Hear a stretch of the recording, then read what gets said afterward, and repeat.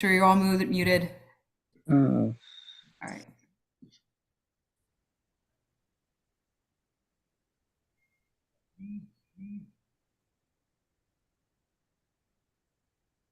All right, Jonathan, I'm gonna turn off your camera. Is that okay? There we go. Hi, everybody. Good evening. Welcome to a Sunday night edition of Chaos Theater Collective. I'm very proud and very happy to say that tonight we are doing Romeo and Juliet by William Shakespeare. The reason why we are doing Romeo and Juliet is because it is a direct response to the book banning uprising that is happening in the United States in certain school districts. As of August 2023, an article came out saying that Romeo and Juliet was, and as long as the Scottish play, I will not say the name of the Scottish play, but Scottish play and Hamlet are both getting banned. Are all three of them are getting banned within schools? I think that is a huge problem. So, in response to that, tonight's benefit is going to we are going to be raising money for two organizations that directly combat book bans within the United States. So far, we have raised over $500, which has been, which I am quite frankly astounded by the generosity of everybody that has donated. I mean, shooting for the stars, $1,000 would be amazing too, so we can direct the profits evenly. But thank you so much for supporting us. We have a wonderful cast, we have a wonderful team, and this was a lot of work and not a lot of time. So these people are incredible. So thank you as always for supporting Chaos. Thank you for supporting the fight against book banning in the United States. And without further ado, oh, I'm sorry. I do have to give this warning. I apologize. There are adult situations, obviously, in Romeo and Juliet. There's a lot of violence. There's a little bit of adult situations, and there is suicide. I do just have to say that as a disclaimer, but we all know the story of Romeo and Juliet. It is a timeless love story that has lived on for hundreds and hundreds of years, and it will be here long after we're gone. So let's keep it alive. Okay? And without further ado, may I present to you Romeo and Juliet.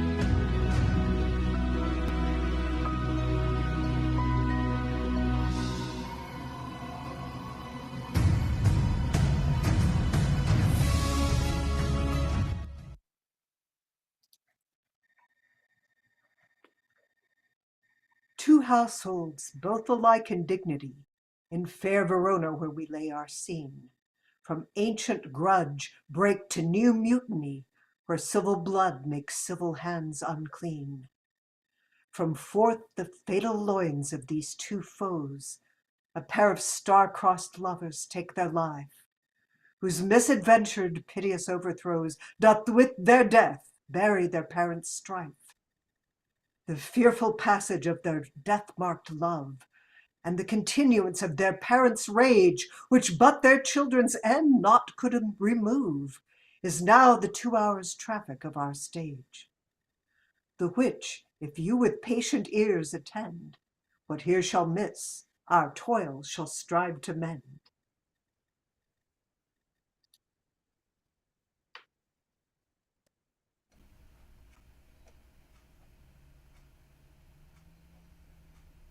Gregory, on my word, we'll not carry coals. No, for then we should be colliers. I mean, and we being collar will draw. Aye, while you live, draw your neck out of collar. I strike quickly, being moved.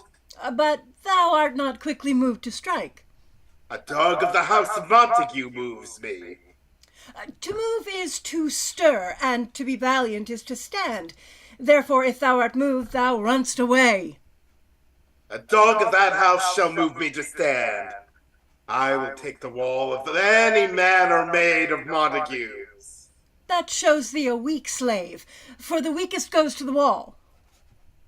'Tis true, and therefore women, being the weaker vessels, are ever thrust to the wall. Therefore, I will push Montague's men away from the wall and thrust the maids to the wall. The quarrel is between our masters and us their men. 'Tis all one. I will show myself a tyrant. When I have fought with the men, I will be civil with the maids. I will cut off their heads. The heads of the maids? Aye, the heads of the maids, or the maiden heads. Take it in what sense thou wilt. They must take it in the sense that feel it.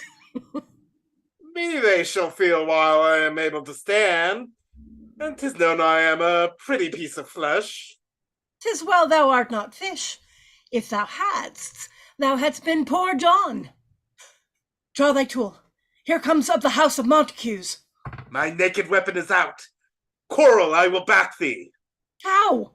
Turn them back and run? Fear me not. No, Mary, I fear thee. Let us take the law of our sides. Let them begin. I will frown as I pass by, and let them take it as they list. Nay, as they dare. I will bite my thumb at them, which is a disgrace to them if they bear it. Do you bite your thumb at us, sir? I do bite my thumb, sir. Do you bite your thumb at us, sir? Gregory, is the law on our side if I say A? No! I do not bite my thumb at you, sir, but I do bite my thumb. Do you quarrel, sir? Quarrel, sir? No, sir. But if you do, sir, I am for you. I serve as good a man as you. No better. Well, sir. Say better? Here comes one of my master's kinsmen. Yes, better, sir. You lie. Draw if you be men. Gregory, remember thy washing blow. Fools! Drop your swords, you know not what you do.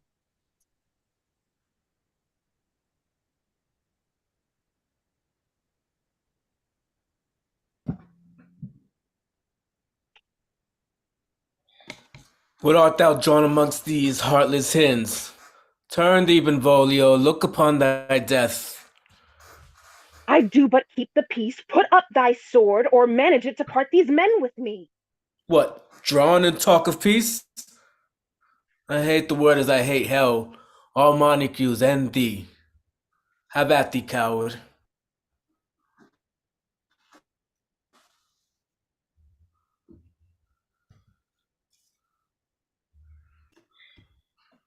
Clubs, bills, partisans. Strike! Beat them down! Down with the Capulets! Down with the Montagues! What noise is this?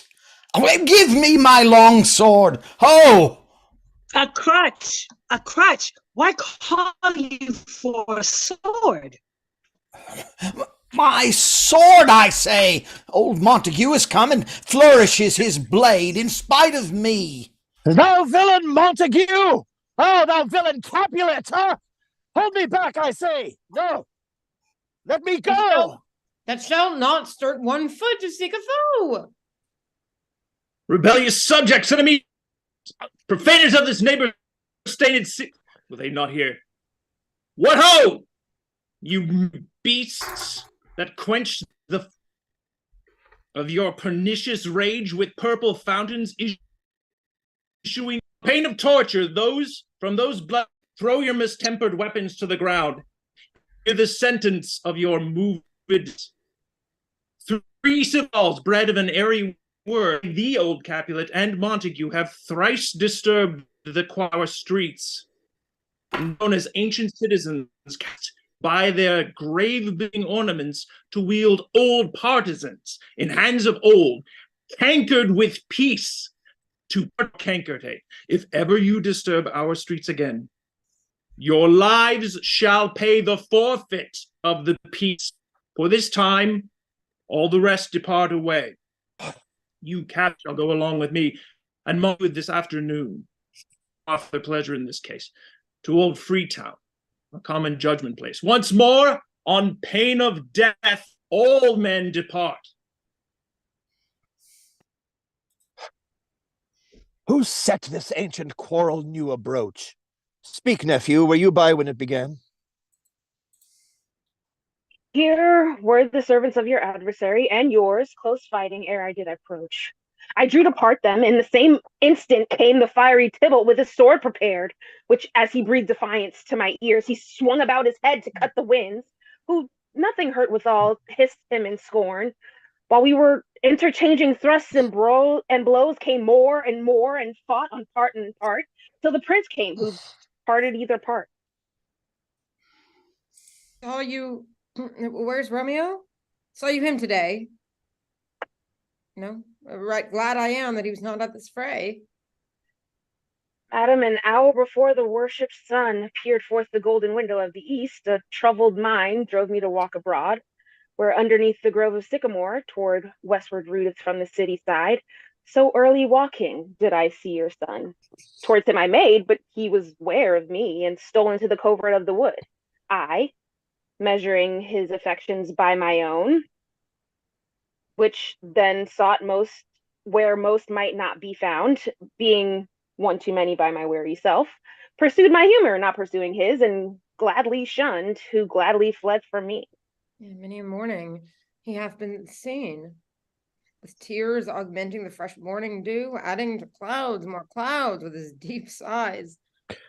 But also soon as the all-cheering sun should in the furthest east begin to draw the shady curtains from Aurora's bed, away from light steals home my heavy son, and private in his chamber pens himself, shuts up his windows, locks fair daylight out, and makes himself an artificial night. Black and portentous must this humor prove, unless good counsel may the cause remove. My noble uncle, do you know the cause? I neither know it nor can learn of him. Have you importuned him by any means? Both by myself and many other friends. But he, his own affection's counselor, is to himself, I will not say how true, but to himself so secret and so close, so far from sounding and discovery, as is the bud bit with an envious worm ere he can spread his sweet leaves to the air or dedicate his beauty to the sun. Could we but learn from whence his sorrows grow, we would as willingly give cure as no. See where he comes. So please you step aside. I'll know his grievance, or be much denied. I would thou wert so happy by thy stay to hear true shrift. Come, madam, let's away. Good morrow, cousin. Is the day so young? But new struck 9. Ay me, sad hours seem long. Was that my father that went hence so fast? It was. What sadness lengthens Romeo's hours? Not having that, which having makes them short. In love? Out. Of love. Out of her favor, where I am in love. Alas, that love, so gentle in his view, should be so tyrannous and so rough in proof. Alas, that love whose view is muffled still should without eyes see pathways to his will. Where shall we dine? Oh me, what fray was here? Yet tell me not, for I have heard it all. Here's much to do with hate, but more with love. Why then, oh brawling love, oh loving hate, oh anything of nothing first create, oh heavy lightness, serious vanity, misshapen chaos of well-seeming forms, feather of lead, bright smoke, cold fire, sick health, still waking sleep, that is not what it is. Oh, this love, I feel that I feel no love in this. Dost not thou laugh? No, cuz I rather weep. Oh, good heart, at what? At thy good heart's oppression. Why, such is love's transgression. Griefs of mine own lie heavy in my breast, which thou wilt propagate to have it pressed with more of thine. This love that thou hast shown doth add more grief to too much of mine own. Love is a smoke made with the fume of sighs, being purged, a fire sparkling in lovers' eyes, being vexed, a sea nourished with loving tears. What is it else? A madness most discreet, a choking gall, and a preserving sweet. Farewell, my cuz. Soft, I will go along, and if you leave me so, you do me wrong. Tut, I have lost myself. I am not here. This is not Romeo. He's some other where. Tell me, in sadness, who is it that you love? What shall I groan and tell thee? Groan? Why, no. But sadly, tell me who. Oh, bid a sick man in sadness make his will. A word ill urged is one that is so ill. In sadness, cousin, I do love a woman. I aimed so near when I supposed you loved. A right good markman. And she's fair, I love. A right fair mark, fair cuz, as soon as 'tit. Ah, well, in that hit you miss, she'll not be hit with Cupid's arrow. She hath Diane's wit, and in strong proof of chastity, well armed from love's weak, childish bow, she lives uncharmed. She will not stay the siege of loving terms, nor bide the encounter of assailing eyes, nor ope her lap to seducing gold. Oh, she is rich in beauty, only poor that when she dies, with beauty dies her store. Then she hath sworn that she will still live chaste. She hath, and in that sparing makes huge waste. For beauty, starved with her severity, cuts beauty off from posterity. She is too fair, too wise, wisely, too fair to merit bliss, to making me despair. She hath forsworn to love, and in that vow do I live dead, that live to tell it now. Be ruled by me. Forget to think of her. Oh, teach me how I should forget to think. By giving liberty unto thine eyes. Examine other beauties. Oh, 'tis the way to call hers exquisite. In question more, these happy masks that kiss fair ladies' brows, being black, puts us in mind that hide the fair. He that is struck and blind cannot forget the precious treasure of his eyesight lost.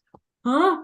You show me a mistress that is passing fair. What doth her beauty serve as but a note where I may read who passed that passing fair? Farewell.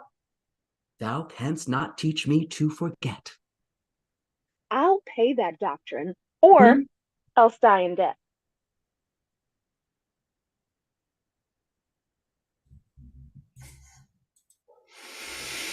But Montague is bound as well as I, in penalty alike.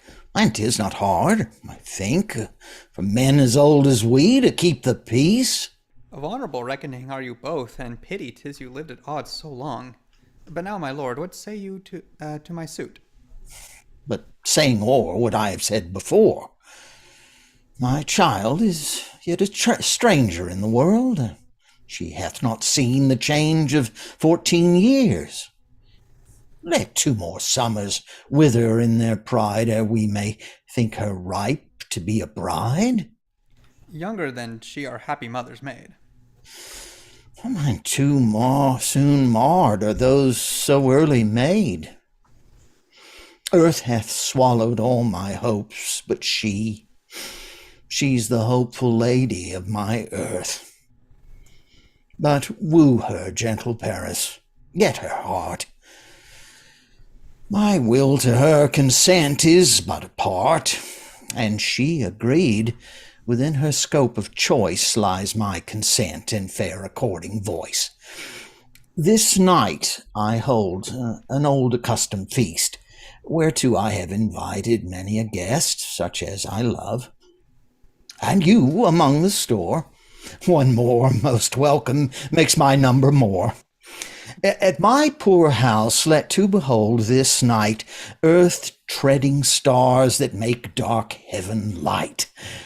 Such comfort as do lusty young men feel when well-apparelled April on the heel of limping winter treads. Even such delight among fresh fennel buds shall you this night inherit at my house. Hear all see, and like her most, whose merit most shall be, which on more view of many, mine, being one, may stand in number, though in reckoning none. Come, go with me. Go, Sirrah. Trudge about through fair Verona, find those persons out whose names are written there, and to them say, my house, and welcome on their pleasure stay.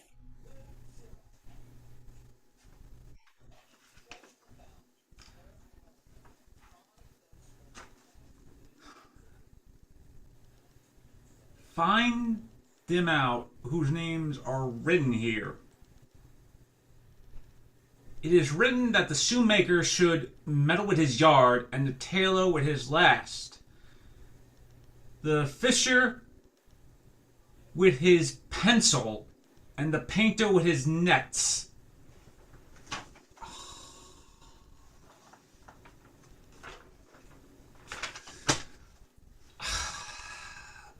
But I am sent to find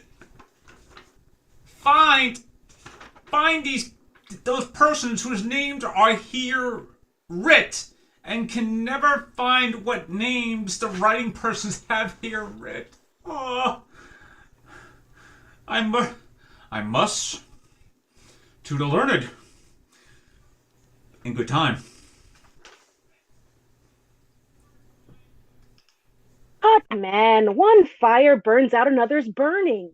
One pain is lessened by another's anguish. Turn giddy and be helped by backward turning. One desperate grief cures with another's languish.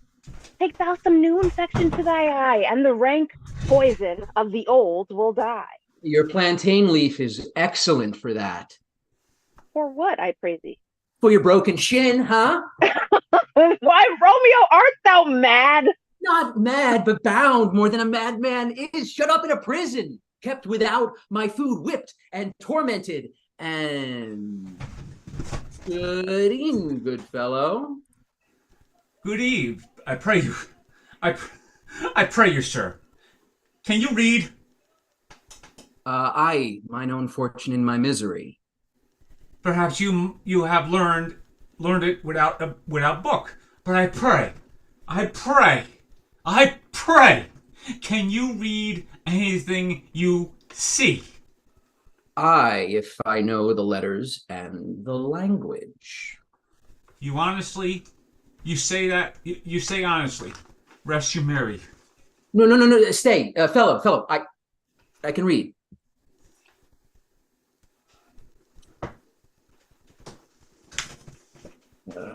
Signor Martino and his wife and daughters, County Anselm and his beauteous sisters, the lady widow of Vitruvio, Signor Placentio and his lovely nieces, Mercutio and his brother Valentine, mine uncle Capulet, his wife and daughters, my fair niece Rosaline and Livia, Signor Valentino and his cousin Tybalt, Lucio, and the lively Helena. Fair assembly, whither should they come? Up. Whither? To supper? To our house. Whose house? My master's. Indeed, I should have asked you that before. Now, I'll tell you without asking. My master is the great witch Capulet, and if you're not of the house of Montagues, I pray and crush you a cup of wine. Rest you merry.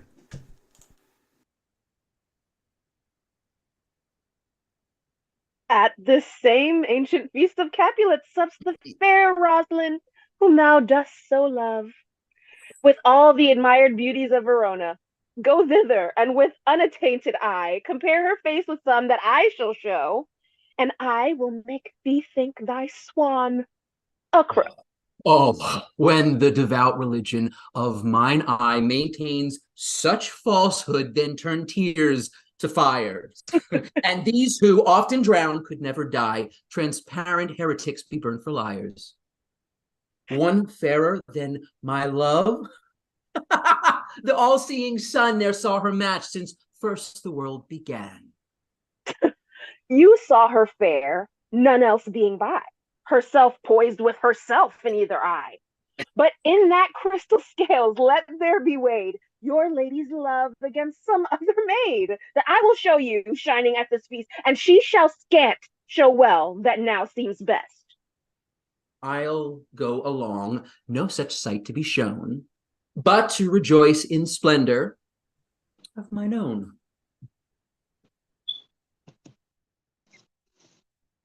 Nurse, where's my daughter? Call her forth to me. Now, by my maidenhead, a 12-year-old, I bade her come. What lamb? What ladybird? Oh, God forbid. Where is this girl? What Juliet? How now? Who calls? Your mother. Madam, I am here. What is your will? This is the matter. Nurse, give leave a while. We must talk in secret. Nurse, come back again. I have remembered me. Thou hearest our counsel. Thou knowest my daughter of a pretty age. Faith, I can tell her age into an hour. She's not 20. I'll lay 14 of my teeth, and yet to my teen be it spoken, I have but 4. She's not 20. How long is it now to Lammas tide? A fortnight and odd days. Even or odd of all days in the year, come Lammas Eve shall she be 20. Susan and she, oh God rest all Christian souls, were of an age. Well, Susan is with God, and she was too good for me. But as I said, on Lammas Eve shall she be 20. That shall she, Mary, I remember it well. 'Tis since the earthquake now, 18 years.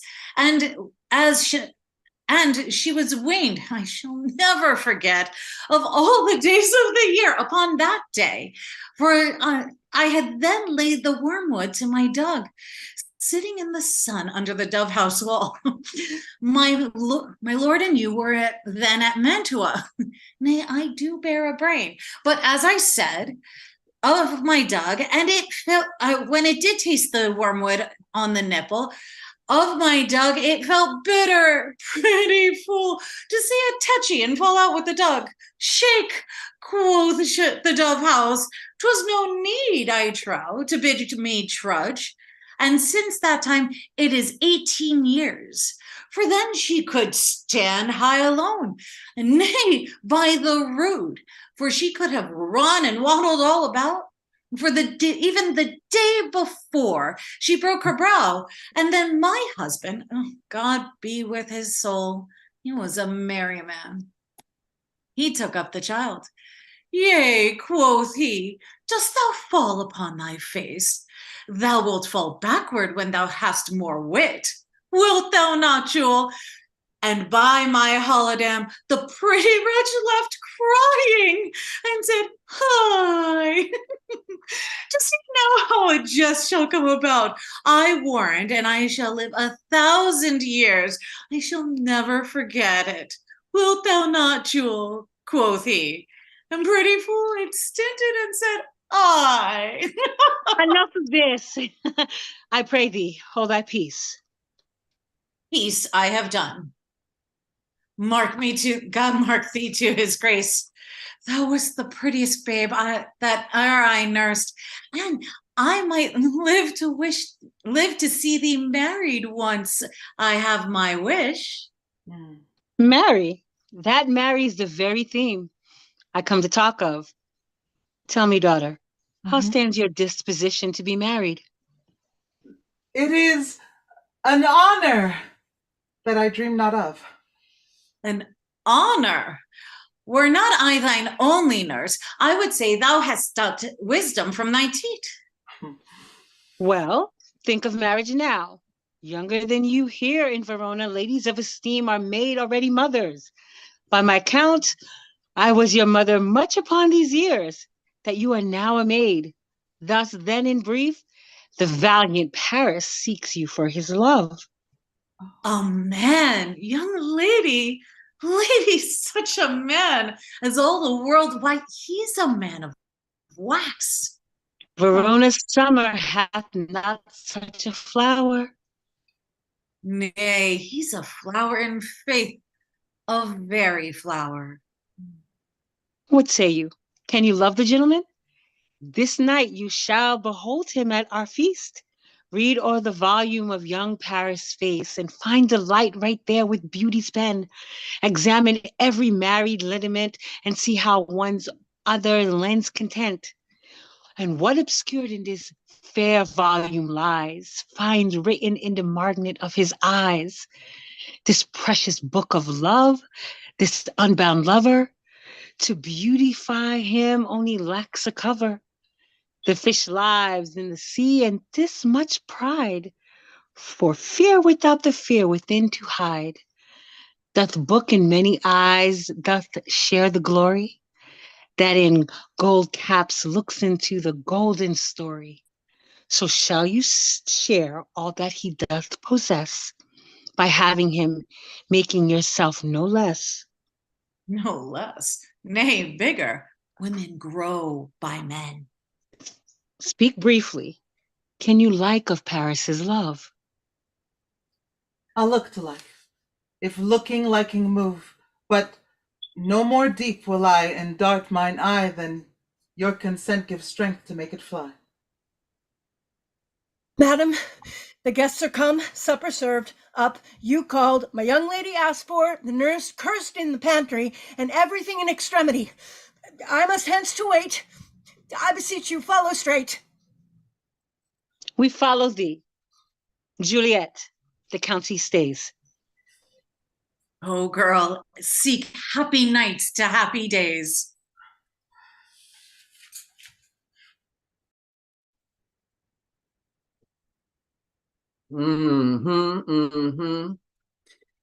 What shall this speech be spoke for our excuse, or shall we on without apology? The date is out of such prolixity. We'll have no Cupid hoodwinked with a scarf, bearing a Tartar's painted bow of lace, scaring the ladies like a crow keeper. Nor, no, without book prologue faintly spoke, after the prompter for our entrance. But let them measure us by what they will. We'll measure them a measure and be gone. Give me a torch, huh? I am not for this ambling, being but heavy. I'll just bear the light. Hey, gentle Romeo, we must have you dance. No, not I. Believe me, you have dancing shoes with nimble soles. I have a soul of lead, so stakes me to the ground, I cannot move. You are a lover. Borrow Cupid's wings and soar with them above a common bound. I am too impierced with this shaft to soar with his light feathers, and so bound I cannot bound a pitch above dull woe. Under love's heavy burden do I sink. And to sink in it should you burden love, too great oppression for a tender thing. Is love a tender thing? It is too rough, too rude, too boisterous, and it pricks like thorn.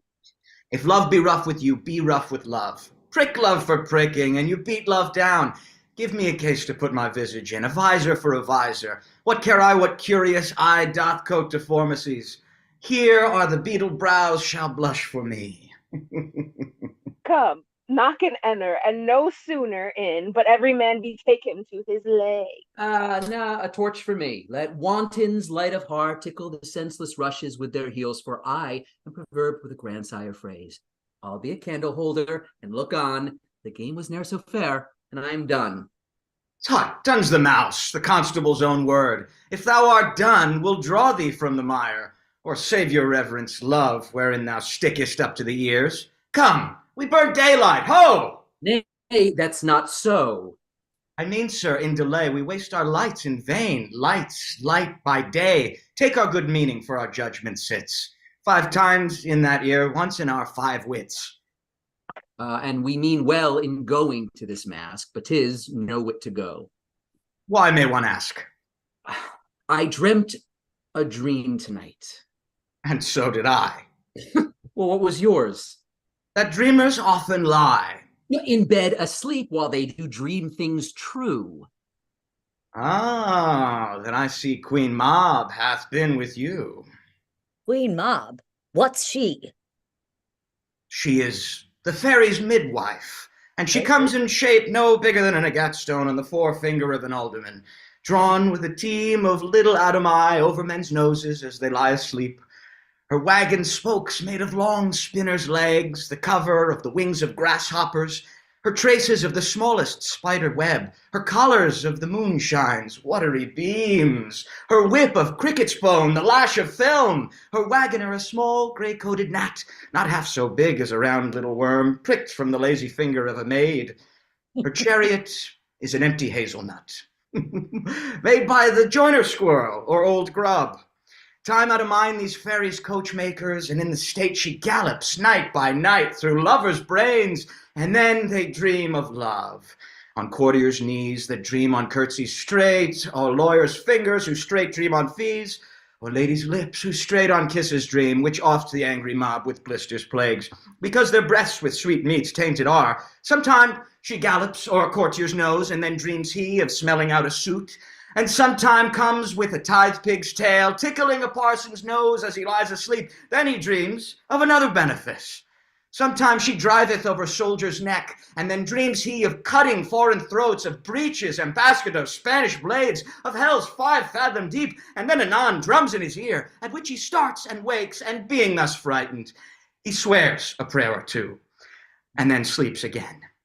This is the very mob that plots the manes of the horses in the night and bakes the elf locks in the foul, sluttish hairs, which once untangled much misfortune bodes. This is the hag when maids lie on their backs that presses them and learns them first to bear, making them women of good carriage. This is she! Peace! Peace, Mercutio! Peace, thou talk'st of nothing.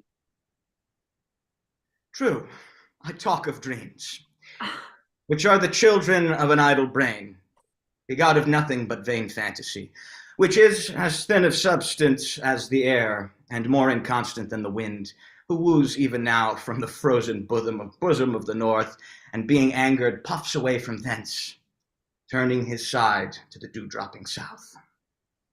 The wind you talk of blows us from ourselves. Supper is done, and we shall come too late. I fear too early. For my mind misgives, some consequence yet hanging in the stars shall bitterly begin his fearful date with this night's revels, and expire the term of a despised love closed in my breast, by some vile forfeit of untimely death. But he that hath the steerage of my course, direct my sail on lusty gentlemen.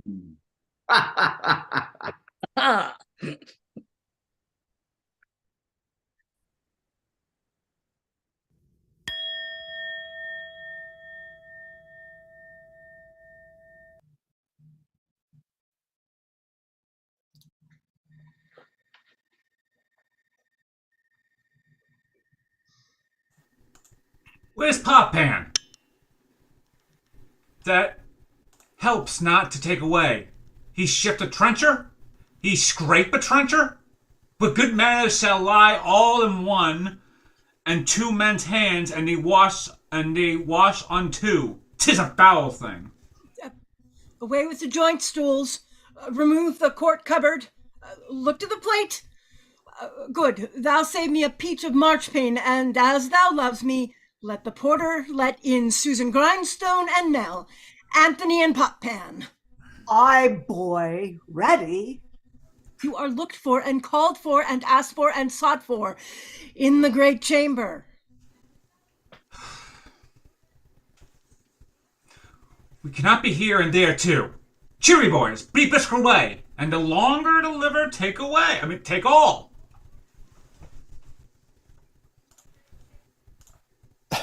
Welcome, gentlemen. Ladies that have their toes unplagued with corns will walk about with you. My mistresses, which of you all will now deny to dance? She that makes dainty, she I'll swear hath corns.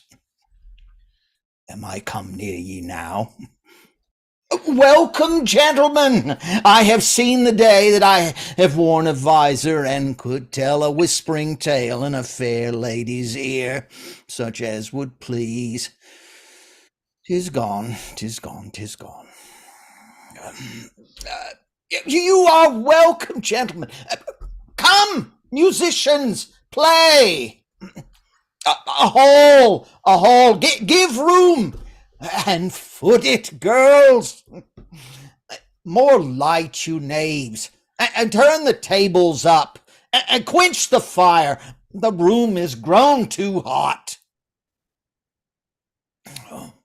Ah, sirrah, this unlooked-for sport comes well.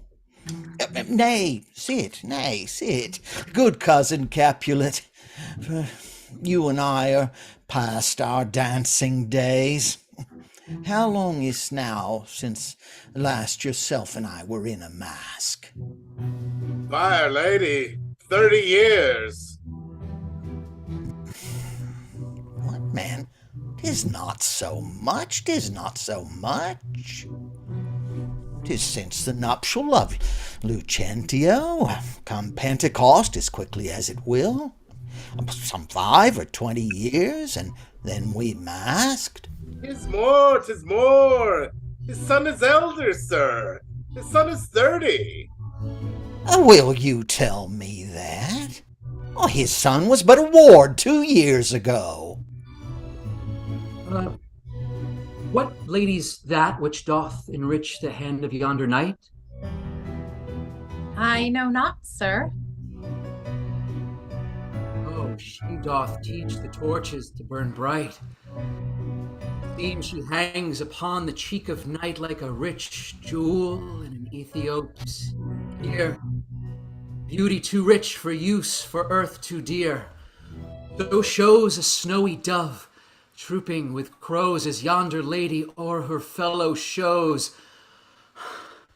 This measure done, I'll watch her place of stand, and touching hers make blessed my rude hand. Did my heart love till now forswear it, sight, for I never saw true beauty till this night. This, by his voice, should be a Montague. Fetch me my rapier, boy. What dares a slave? Come hither, covered with an antic face, to flare and scorn at her solemnity?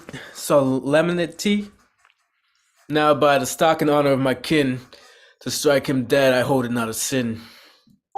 How now, kinsman? Wherefore storm you so? Uncle, this is a Montague, our foe, a villain that is hither come in spite to scorn at her solemnity this night.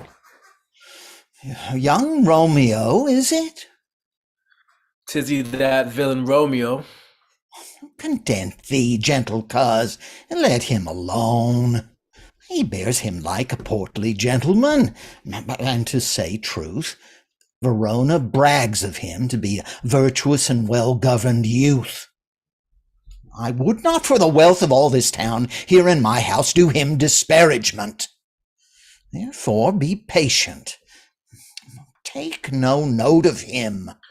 It is my will, and which if thou respect, show a fair presence, and put off these frowns, an ill-beseeming semblance for a feast. It fits when such a villain is a guest. I'll not endure him. He shall be endured. What goodman, boy? I say he shall. Go to. Am I the master here, or you? Go to. But you'll not endure him. God shall mend my soul. You'll make a mutiny among my guests. You will set a cock-a-hoop. You'll be the man. Why, uncle, 'tis a shame. Go to, go to. You are a saucy boy. So indeed, this trick may chance to scathe you.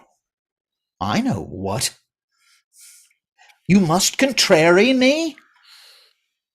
Marry, 'tis time. Well said, my heart. You are a pincox.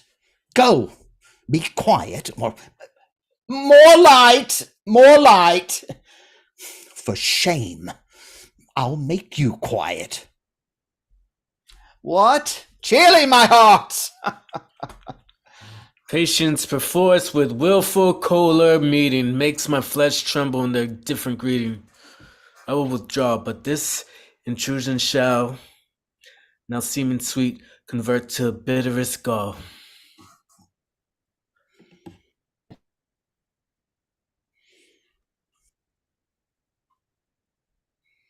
If I profane with my unworthiest hand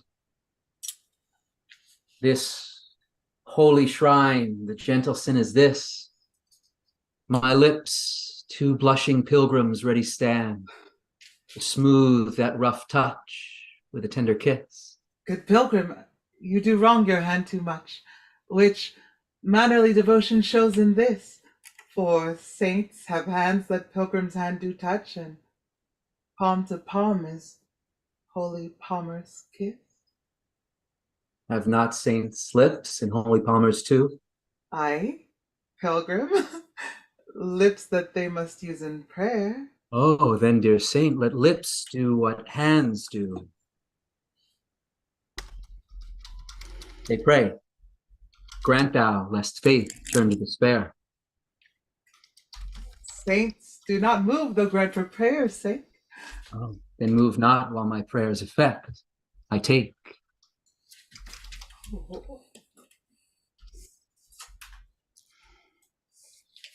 Thus, from my lips by thine my sin is purged. Then have my lips the sin that they have took.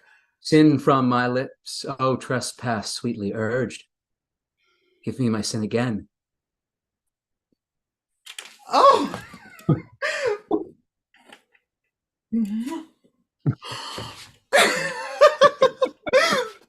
You kiss by the book. Madam, your mother craves a word with you. What is her mother? Mary Bachelor. Her mother is the lady of the house, and a good lady, and a wise and virtuous. I nursed her daughter and talked that you talked withal. I tell you that he that can lay hold of her shall have the chinks. Is she a Capulet? Oh, dear account, my life is my foe's debt. Away, be gone, the sport is at the best. Aye, so I fear the more is my unrest. Nay, gentlemen, prepare not to be gone. We have trifling foolish banquet towards. Is't even so? Why then, I thank you all. I thank you, honest gentlemen. Good night. More torches here. But come on then. Let's to bed. Ah, sirrah, by my fay, it waxes late. I'll to my rest.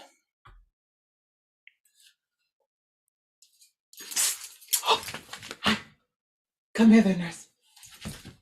What is yon gentleman? Oh, the son and heir of old Tibero.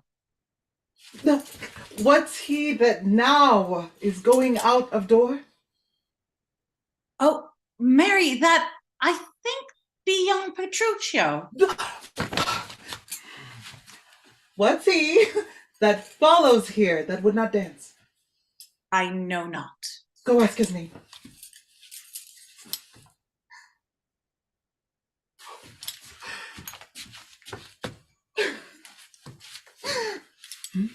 If he be married, my grave is like to be my wedding bed. His name is Romeo, and Montague, the only son of your great enemy. My only love sprung from my only hate? Too early seen unknown and known too late. Prodigious birth of love it is to me that I must love a loathed enemy. What's this? What's this? That's a rhyme I learned even now of one I danced withal. Anon, anon. Come, let's away. The strangers are all gone.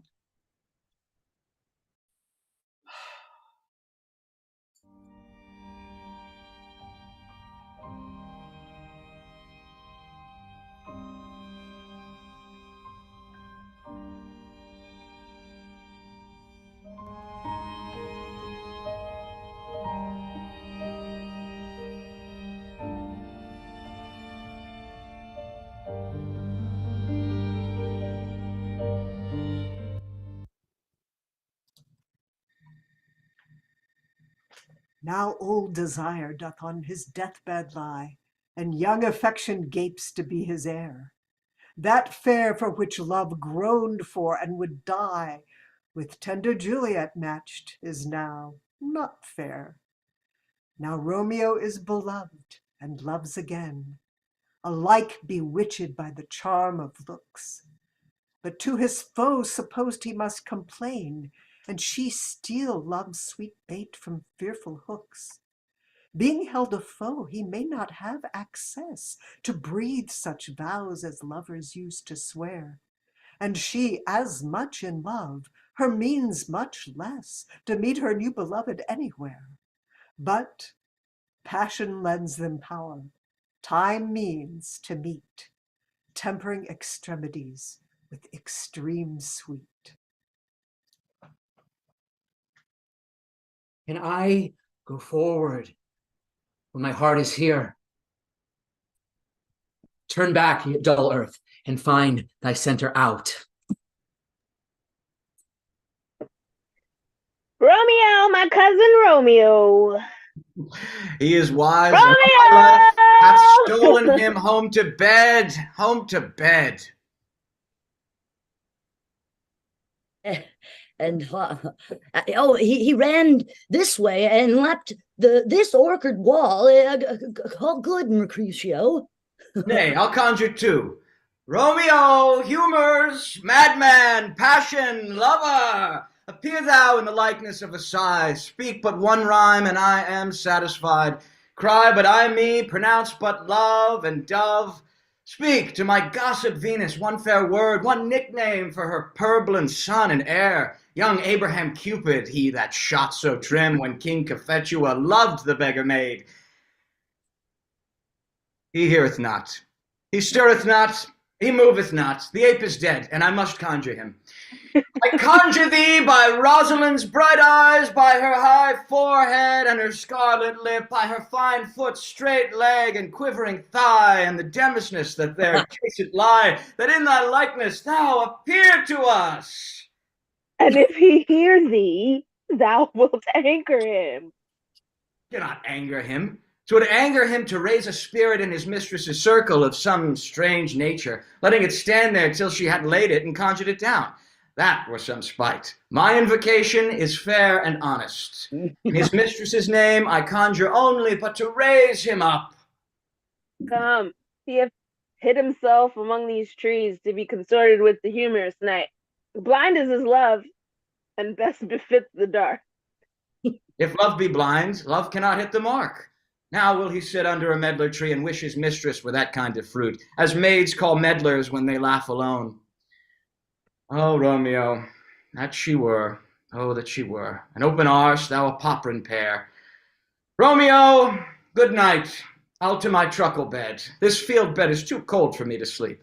Come, shall we go? Go then, for 'tis in vain to seek him here that means not to be found.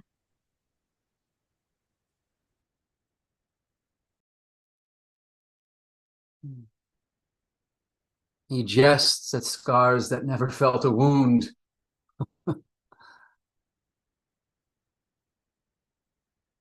Soft. What light through yonder window breaks? It is the east, and Juliet is the sun. Oh, arise, fair sun, and kill the envious moon, who is already sick and pale with grief, that thou, her maid, art far more fair than she. Be not her maid, since she is envious. Her vestal livery is but sick and green, and none but fools do wear it. Cast it off. It is my lady. It is my love. Oh, that she knew she were. She speaks. She says, nothing, what of that? Oh, her eye discourses. I will answer it. I am too bold. 'Tis not to me she speaks. Two of the fairest stars in all the heaven, having some business, do entreat her eyes to twinkle in their spheres till they return. Oh, what if her eyes were there, they in her head? The brightness of her cheek would shame those stars as daylight doth a lamp. Her eyes in heaven would through the airy region stream so bright that birds would sing and think it were not night. Oh, see how she leans her cheek upon her hand. Oh, that I were a glove upon that hand, that I might touch that cheek. Why me? She speaks. Oh, oh, oh. Speak again, bright angel, for thou art as glorious to this night being o'er my head as is a winged messenger of heaven unto the white upturned wondering eyes of mortals that fall back to gaze on him when he bestrides the lazy puffing clouds and sails upon the bosom of the air. Oh, Romeo! Romeo! Wherefore art thou, Romeo? Deny thy father and refuse thy name. Or if thou wilt not, be but sworn my love, and I'll no longer be a Capulet. 'Tis but thy name that is mine enemy. Thou art thyself, though not a Montague. What's a Montague? It is nor hand, nor foot, nor arm, nor face, nor any other part belonging to a man. Oh, be some other name. What's in a name? That which we call a rose by any other word would smell as sweet. So Romeo would, were he not Romeo called, retain that dear perfection which he owed without that title. Romeo! Doff thy name! And for thy name, which is no part of thee, take all of myself! I take thee at thy word. Call me but love, and I'll be new baptized. Henceforth, I will never be Romeo. What man art thou? By a name, I know not how to tell thee who I am. My name, dear saint, is hateful to myself, because it is an enemy to thee. Had I it written, I would tear the word. Art thou not Romeo and a Montague? Neither, fair saint, if either thee dislike. How camest thou hither? Tell me, and wherefore? The orchard walls are high and hard to climb. What lays death, considering who thou art, if any of my kinsmen find thee here?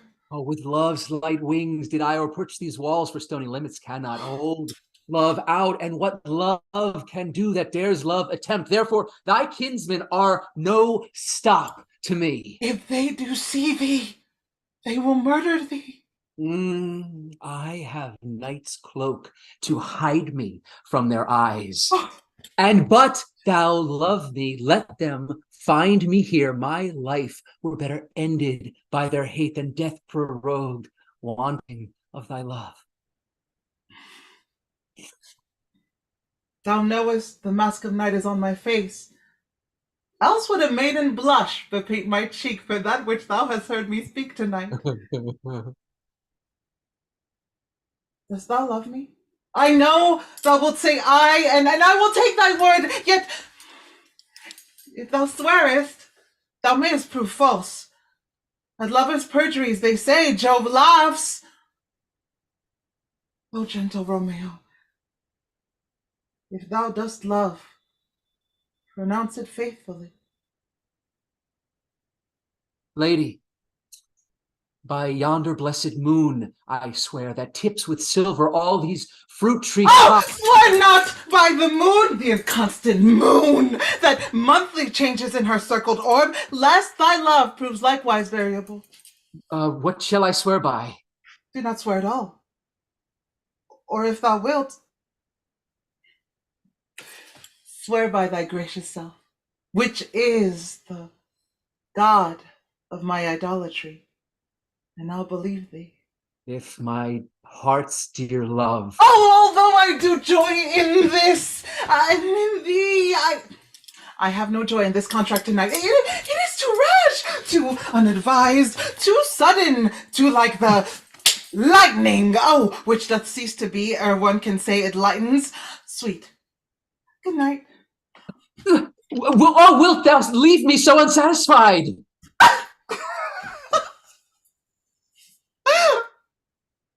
What satisfaction canst thou have tonight? The exchange of thy love's faithful vow for mine. I gave thee mine before thou didst request it, and yet I would it were to give again. Wouldst thou withdraw it? For what purpose, love? But to be frank and give it thee again, and yet I wish but for the thing I have.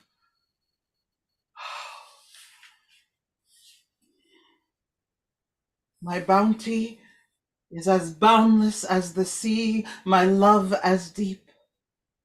The more I give to thee, the more I have, for both are infinite.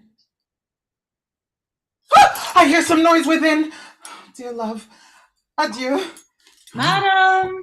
Anon, good nurse! Oh, sweet Montague, be true. Stay but a little. I will come again. Oh, blessed night. I'm afeard, being a night, that this is all but a dream, too flattering to be so sweet, to be so substantial. 3 words. Okay, dear Romeo, and good night indeed. If that thy bent of love be honorable, thy purpose marriage. Send me word tomorrow, by one that I'll procure to come to thee, where and what time thou wilt perform the rite, and in all my fortunes at thy foot I'll lay and follow thee, my lord, throughout the world. Madam? I come anon! But if thou meanest not well, I do beseech thee. Madam! By and by I come! To cease thy strife and leave me to my grief. Tomorrow will I send. So thrive my soul. 1,000 times. Good night! 1,000 times the worse to want thy light. Love goes towards love as schoolboys from their books, but love from love towards school with heavy looks. Romeo! Yeah, my dear. What o'clock tomorrow shall I send to thee? By the hour of 9. I will not fail. 'Tis 20 year till then. I forgot why I did call thee back. Oh, let me stand here till thou remember it. I shall forget to have thee still stand there, remembering how I love thy company. And I'll still stay to have thee still forget, forgetting any other home but this. 'Tis almost morning. I would have thee gone, and yet no farther than a wanton's bird that lets it hop a little from his hand like a poor prisoner in his twisted gyves, and with a silken thread plucks it back again, so loving jealous of his liberty. I would I were thy bird. Sweet, so would I. Yet, oh, I should kill thee with a much cherishing. Good night, good night. Parting is such sweet sorrow that I shall say good night till it be morrow.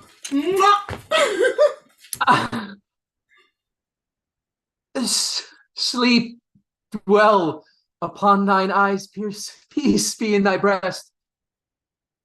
Would I were sleep and peace, so sweet to rest. Hence I will to my ghostly friar's close cell his help to crave, and my dear hap to tell.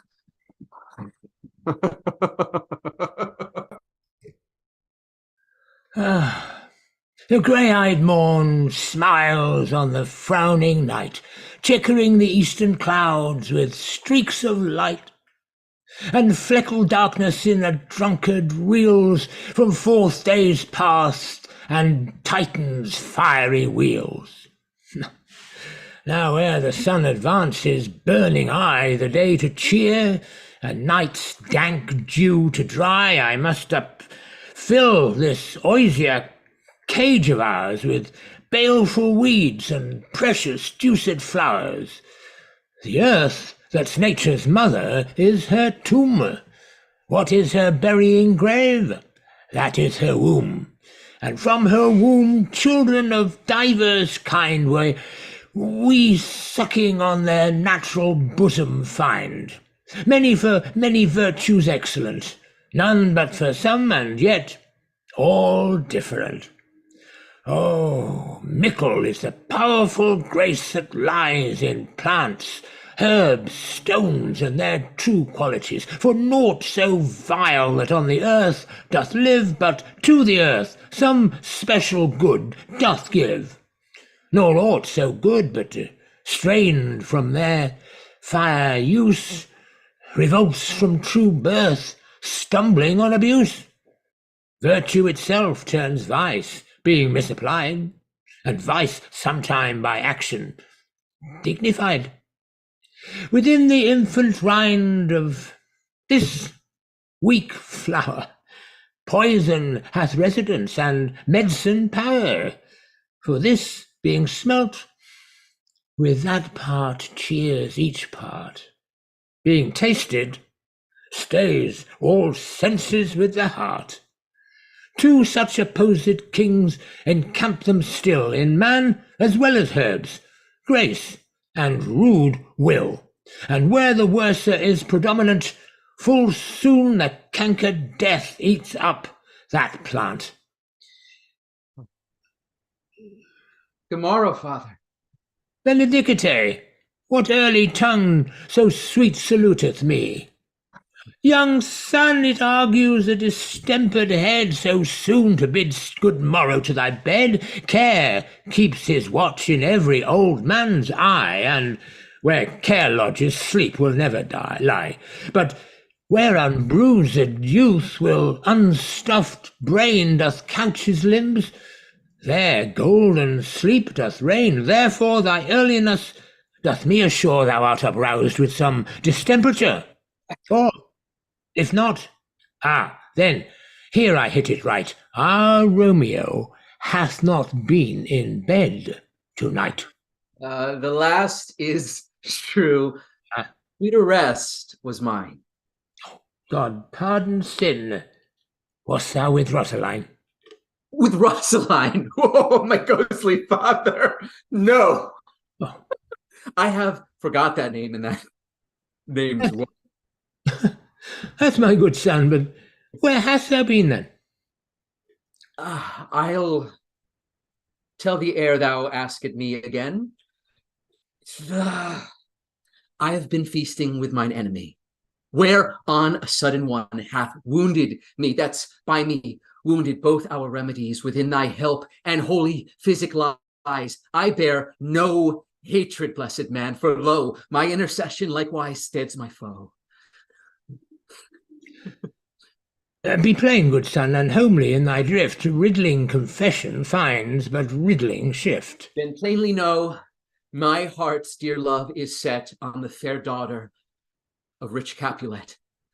As mine on hers, so hers is set on mine, and all combined, save what thou must combined by holy marriage. When and where and how we met, we wooed and made exchanges of vow. I'll tell thee as we pass, but this I pray, that thou consent to marry us today.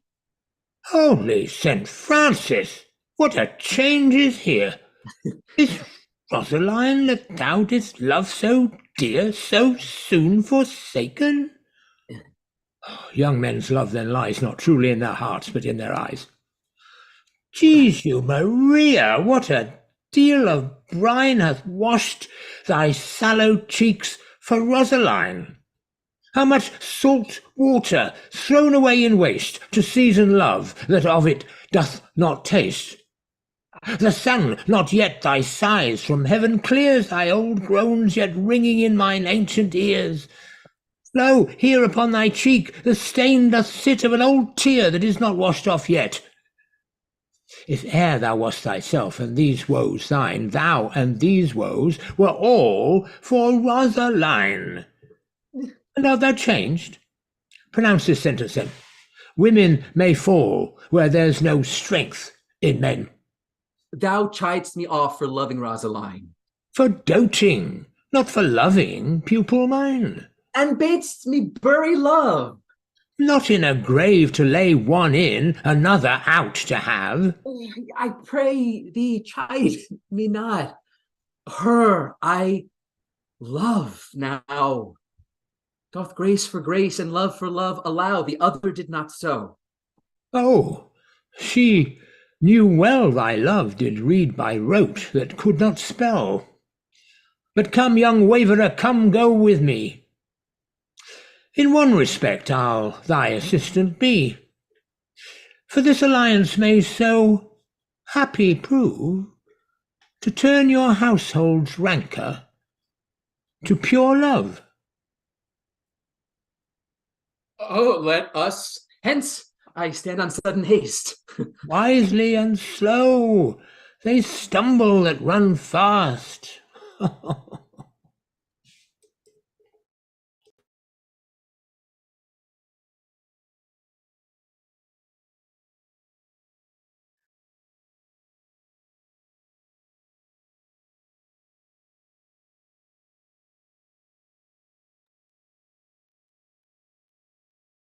Where the devil should this Romeo be? Came he not home tonight? Not to his father's. I spoke with his man. Aye, that same pale, hard-hearted wench, that Rosaline, torments him so that he will sure run mad. Tybalt, the kinsman to old Capulet, hath sent a letter to his father's house. A challenge on my life. Romeo will answer it. And is he a man to encounter Tybalt? Why? What is Tybalt? More than Prince of Cats. Oh, he's the courageous captain of compliments. He fights as you sing prick song, keeps time, distance, and proportion. He rests his minim rests, 1, 2, and the third in your bosom, the very butcher of a silk button. A duelist. A duelist. A gentleman of the very first house, of the first and second cause. Ah, the immortal passado, the punto reverso, the hey! A what? The pox of such antic, lisping, affecting, phantasmes, these new tuners of accent. By Jesu, a very good blade, a very tall man, a very good whore. Why is not this a lamentable thing, grandsire, that we should be thus afflicted with these strange flies, these fashion mongers, these pardon me's who stand so much on the new form that they cannot sit at ease on the old bench? Oh, their bones, their bones. Here comes Romeo. Here comes Romeo. Ah, Signor Romeo, you gave us the counterfeit fairly last night. Good morrow to you both. What counterfeit did I give you? The slip, sir, the slip. Oh, pardon, good Mercutio. My business was great, and in such a case as mine, a man may strain courtesy. That's as much as to say such a case as yours constrains a man to bow in the hams. Oh, meaning to curtsy. Thou hast most kindly hit it. Oh, a most courteous exposition. Nay, I am the very pink of courtesy. Pink for flower? Right. Why, then my pump is well flowered. Sure wit. Follow me this jest now till thou hast worn out thy pump, that when the single soul of it is worn, the jest may remain, after the wearing, solely singular. Oh, single-souled jest, solely singular for the singleness. Come between us, good Benvolio. My wits faint. Switch and spurs will all cry a match.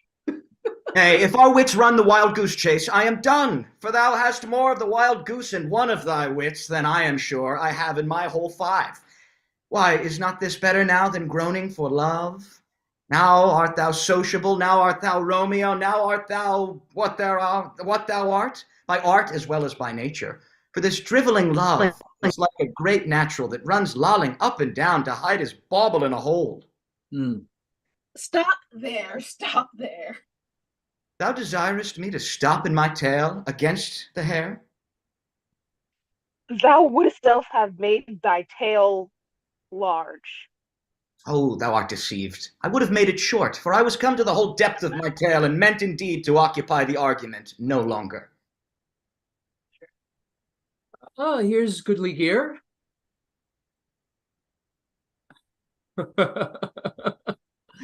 A sail, two, a shirt and a smock. Peter, Anon. mine fan, Peter. Good Peter, to hide her face, for her fans her fairer face. Good God you good morrow, gentlemen. God ye good e'en, fair gentlewoman. Is it goodeen? 'Tis no less, I tell you, for the bawdy hand of the dial is now upon the prick of noon. Out upon you! What man are you? One gentlewoman that God hath made for himself. By my troth, it is well said, for himself to mar, quoth he. Gentlemen, can any of you tell me where I may find the young Romeo? I can tell you, but young Romeo will be older when you have found him than he was when you sought him. I am the youngest of that name, for fault of a worse. You say well. Yeah, is the worst well? Very well took, I faith. Wisely. If you be he, sir, I desire some confidence with you.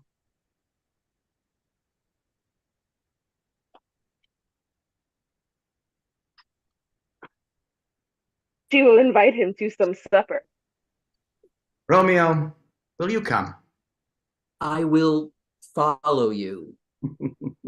Farewell, ancient lady, farewell. Lady, lady, lady. Oh, I pray you, sir. What saucy merchant was this that was so full of his ropery? A gentleman, nurse, that loves to hear himself talk and will speak more in a minute than he will stand to in a month. And he speak anything against me, I'll take him down. And if he were lustier than he is, and 20 such jacks. And if I cannot, I will find those that shall. Scurvy knave. I am none of his flirt gills, and I am none of his gamemates. And thou must stand by and suffer every knave to use me at his pleasure. I saw no man use you at his pleasure. If I had, my weapon which should quickly be out. I warn you, I dare draw as soon as another man, if I see an occasion in a good quarrel, and the law on my side. Scurvy knave. Pray you, sir, a word. And as I told you, my young lady bid me inquire you out. What she bid me say, I will keep to myself. But first, let me tell you, if you should lead her into a fool's paradise, as they say, it would be a very gross kind of behavior, as they say. Nurse, commend me to thy lady and mistress. I protest unto thee. Good heart. And faith, I will tell her as much. Lord. Lord. She will be a joyful woman. What wilt thou tell her, nurse? Thou dost not mark me. I will tell her, sir, that you do protest, which, as I take it, is a gentlemanlike offer. Bid her devise some means to come to Shrift this afternoon, and there she shall at Friar Lawrence' be shrived and married. Here's for thy pains. No, truly, sir, not a penny. Go to. I say you shall. This afternoon, sir? Well, she shall be there. And stay, good nurse, behind the abbey wall. Within this hour, my man will be with thee and bring thee cords made like a tackled stair, which to the high topgallant of my joy must be my convoy in the secret night. Commend me to thy mistress. Farewell. Oh, God in heaven bless thee. Commend me to thy lady. I, 1,000 times. Peter! Anon, yes? My fan, Peter. Oh.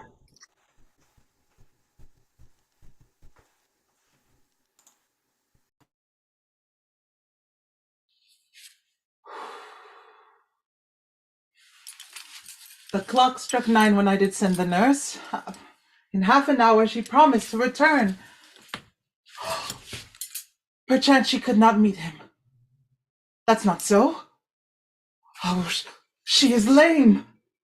Love's herald should be thoughts which 10 times faster glides than the sun's beams, driving back shadows over lowering hills. Therefore to nimble pinted dove draw love, and therefore had the wind-swift Cupid wings. Oh, she comes. Oh, honey nurse, what news? Hast thou met with him? O Lord, why lookest thou sad? Thou muse be sad, yet tell them merrily. If good, thou shamest the music of sweet news by playing it to me with so sour a face. I am a weary. Give me a leave a while. Ugh, fie, how my bones ache. Ugh, what jaunt have I? Oh, I would thou hadst my bones and I thy news. Nay, come, I pray thee. Speak! Good nurse, speak. Jesu, what haste! Can you not stay a while? Do you not see that I am out of breath? How art thou out of breath when thou hast breath to say to me that thou art out of breath? The excuse that thou dost make in this delay is longer than the tale thou dost excuse. Is thy news good or bad? Answer to that. Say either, and I'll stay the circumstance. Let me be satisfied. Is good or bad? Well, you have made a simple choice. You know not how to choose a man. Romeo? No, not he. Though his face is better than any man's, yet his leg excels all men's, and for a hand and a foot and a body, though they not be talked on, yet they are past compare. He is not the flower of courtesy, but I'll warrant him as gentle as a lamb. Go thy ways, wench, serve God. What, have you dined tonight at home? No, but all this did I know before. What says he of our marriage? What of that? Oh, Lord, how my head aches. Oh, what a head I have. It beats as it would fall in 20 pieces. Oh, and my back. Oh, the other side. Oh, my back. Beshrew your heart for sending me about to catch my death with jaunting up and down. Faith, I am sorry that thou art not well. Sweet nurse, tell me, what says my love? Your love says, like an honest gentleman and a courteous and a kind and handsome and I warrant a virtuous. Where's your mother? Where is my mother? Why, she is within. Where should she be? How oddly thou repliest. Your love says, like an honest gentleman. Where is your mother? Oh, God's lady, are you so hot? Mary, come up, I trow. Is this the poultice for my aching bones? Henceforth, do your messages yourself. Here's such a coil. Come! What says Romeo? Have you got leave to go to shrift today? I have. Then hie you hence to Friar Lawrence's cell. There stays a husband to make you a wife. Now comes the wanton blood up in your cheeks. They'll be in scarlet straight at any news. Hie you to church. I must another way to fetch a ladder by which your love must climb a bird's nest soon when it is dark. I am the drudge and toil in your delight, but you shall bear the burden soon at night. Go, all to dinner. Hie you to the cell. Hie to high fortune, honest nurse. Farewell.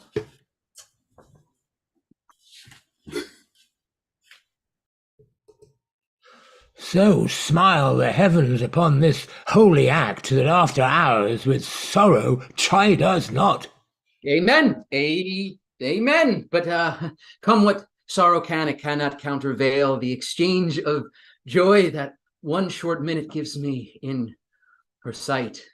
Do thou but close our hands with holy words, then love-devouring death do what he dare. It is enough, I may but call her mine.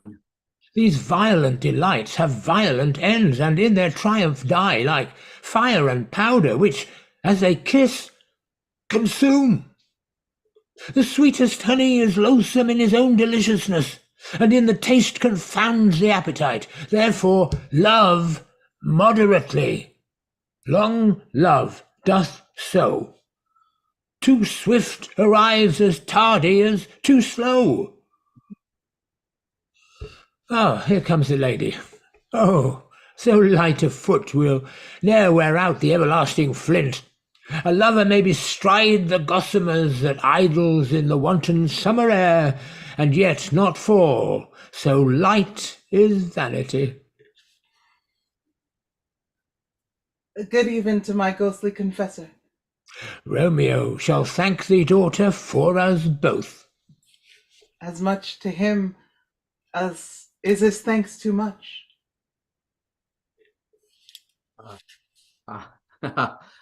Juliet, if the measure of thy joy be heaped like mine, and that thy skill be more to blazon it than sweeten thy breath, this neighbor air, and let rich music's tongue unfold the imagined happiness that both receive in either by this dear encounter. Conceit more rich in matter than in words, brags of his substance, not of ornament. They are but beggars that can count their worth, but my true love is grown to such excess. I cannot sum up some of half my wealth. Come with me, and we will make short work. For by your leaves you shall not stay alone till Holy Church incorporate two in one.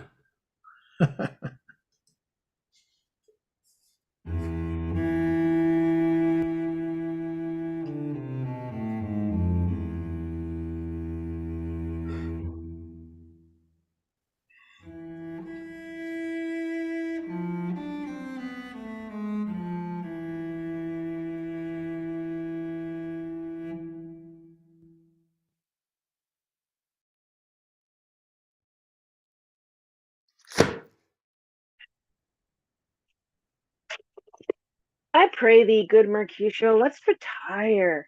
The day is hot and the capels are abroad, and if we meet, we shall not scape a brawl, for now these hot days is the mad blood stirring. Thou art like one of these fellows that when he enters the confines of a tavern, claps his hand, his sword upon the table, and says, God send me no need of thee, and by the operation of the second cup, draws him on the drawer, which indeed there is no need. Am I like such a fellow? Come, come, thou art as hot a jack in thy mood as any in Italy, and as soon to be moved moody, and as soon moody to be moved. By my head, here comes the Capulets.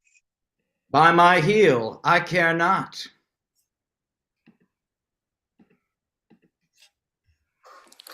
Gentlemen, good evening. A word with one of you. And but one word with one of us? Couple it with something. Make it a word and a blow. You shall find me apt enough to that, sir, and you will give me an occasion. Could you not take some occasion without giving? Mercutio, thou consortest with Romeo. Consort? What dost thou make us, minstrels? And thou make minstrels of us? Look to hear nothing but discords. Here's my fiddlestick. That shall make you dance. Zounds, consort. We talk here in the public haunt of men. Either withdraw into some private space or reason coldly of your grievances, or else depart. Here all eyes gaze on us. Men's eyes were made to look, and let them gaze. I will not budge for no man's pleasure, I. Well, peace be with you, sir. Here comes my man. But I'll be hanged, sir, if he wear your livery. Marry, go before the field. He'll be your follower. Your worship in that sense may call him man. Romeo, the love I bear thee can afford no better term than this. Thou art a villain.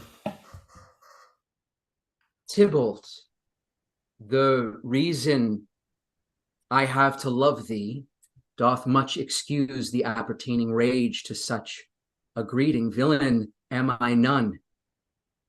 Therefore farewell, I see thou know'st me not. Boy, this shall not excuse the injuries that thou hast done me. Therefore, turn and draw. I do protest, I never injured thee, but love thee better than thou canst devise, till thou shalt know the reason of my love, and so, good Capulet, which name I tender as dearly as mine own. Oh, calm, dishonorable, vile submission. Alastacata carries it away. Tybalt, you rat catcher, will you walk? What wouldst thou have with me? Good king of cats, nothing but one of your 9 lives, that I mean to make bold withal, and as you shall use me hereafter, dry beat the rest of the 8. Will you pluck your sword out of its pilcher by the ears? Make haste, lest mine be about your ears ere it be out. I am for you. Gentle Mercutio, put thy rapier up. Come, sir, your passado. Draw!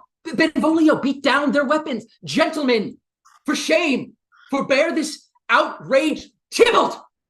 Mercutio, the prince expressly hath forbidden bandying in Verona's streets. Hold, Tybalt, good Mercutio. Oh!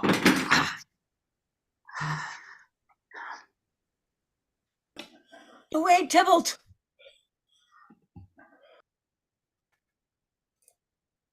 I am hurt. A plague on both your houses. I am sped. Is he gone and hath nothing? What art thou hurt? Aye. A scratch. Marry, 'tis enough.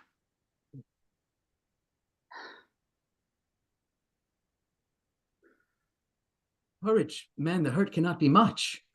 No, 'tis not so deep as a well, nor so wide as a church door, but 'tis enough. 'Twill serve. Ask for me tomorrow, and you shall find me a grave man. I am peppered, I warrant, for this world. A plague on both your houses! Zounds, a dog, a rat, a mouse, a cat, to scratch a man to death!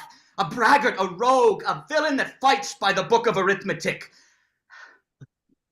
Why the devil came you between us? I was hurt under your arm.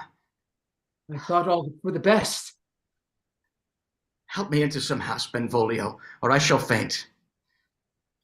A plague on both your houses! They have made worms meat of me! I have it, and soundly too! Oh. Your houses!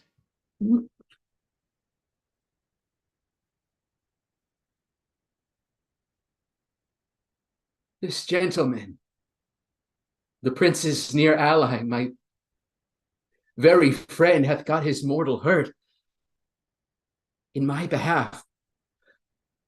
My reputation stained with Tybalt's slander. Tybalt that an hour hath been my cousin. Oh, sweet Juliet, thy beauty hath made me effeminate, and in my temper softened valor's steel.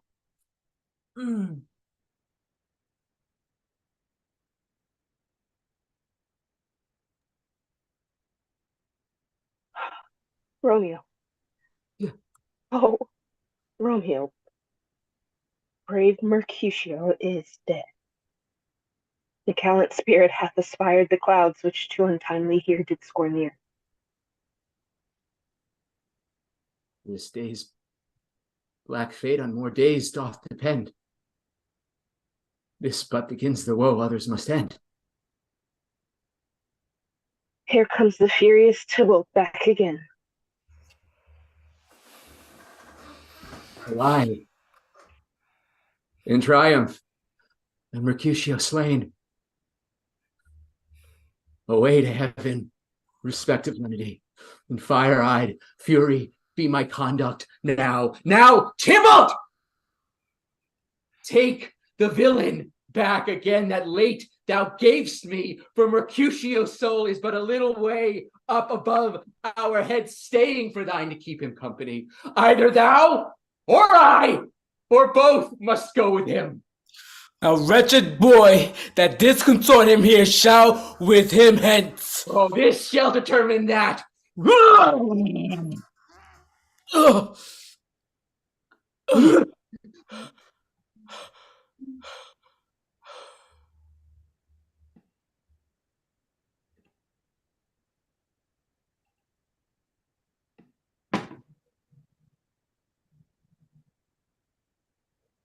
Romeo, away. Be gone. The citizens are up, and Tybalt slain. Stand not amazed. The prince will doom thee death if thou art taken. Be gone, away. Oh, I am fortune's fool. Why dost thou stay?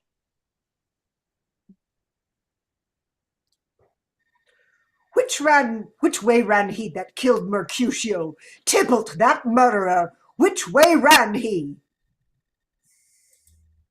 There lies that Tybalt. Where are the vile beginners of this fray? Oh, noble prince, I can discover all the unlucky manage of this fatal brawl. There lies the man, slain by young Romeo, that slew thy kinsman, brave Mercutio. Tybalt! My cousin! Oh, my brother's child! Oh, prince! Oh, cousin! Husband! Oh, the blood is spilled! Oh, my dear kinsman! Prince, as thou art true, for blood of ours, shed blood of Montague!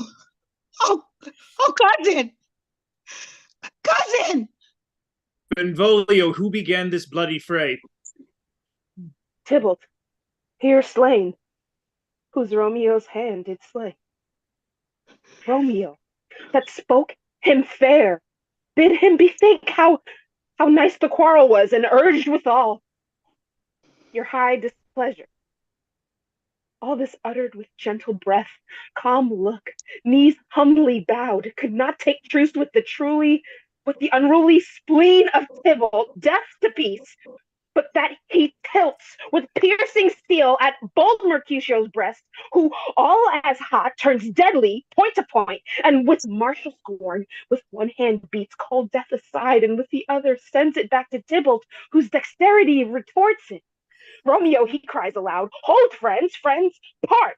And swifter than his tongue, his agile arm beats down their fatal points, and twixt them rushes underneath whose arm, and envious thrusts from Tybalt hit the life of stout Mercutio, and then Tybalt fled.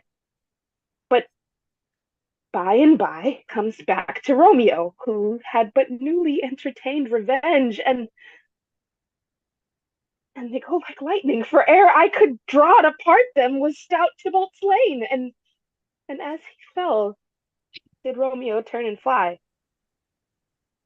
This is the truth, or let Benvolio die.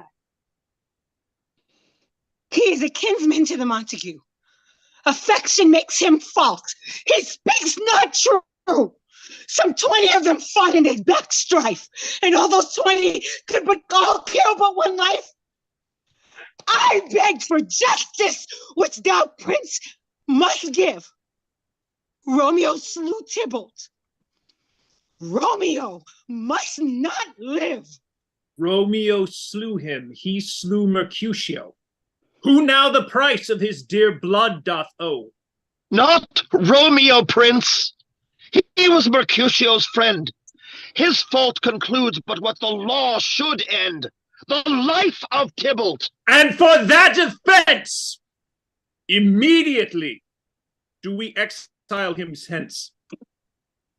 Interest in your heart's proceeding, my blood for your rude brawls doth lie bleeding.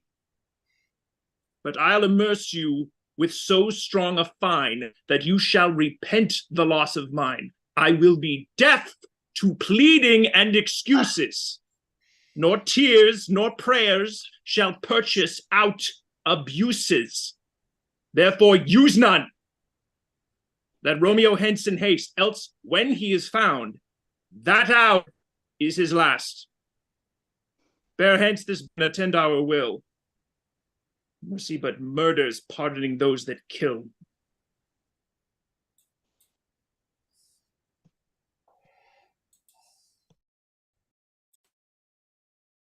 We will now be taking a 10-minute intermission. Please come back at 9:07. Thank you, 10.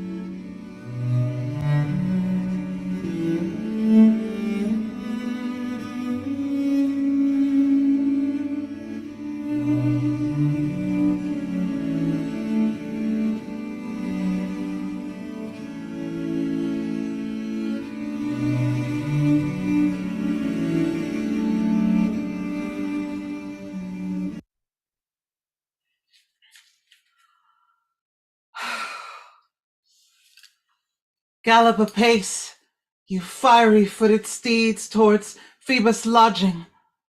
Such a wagoner as Phaeton would whip you to the west and bring in cloudy night immediately. Spread thy close curtain, love-performing night, that runaways' eyes may wink and Romeo leap to these arms, untalked of and unseen. Lovers can see to do their amorous rites by their own beauties, or, if love be blind, it best agrees with night.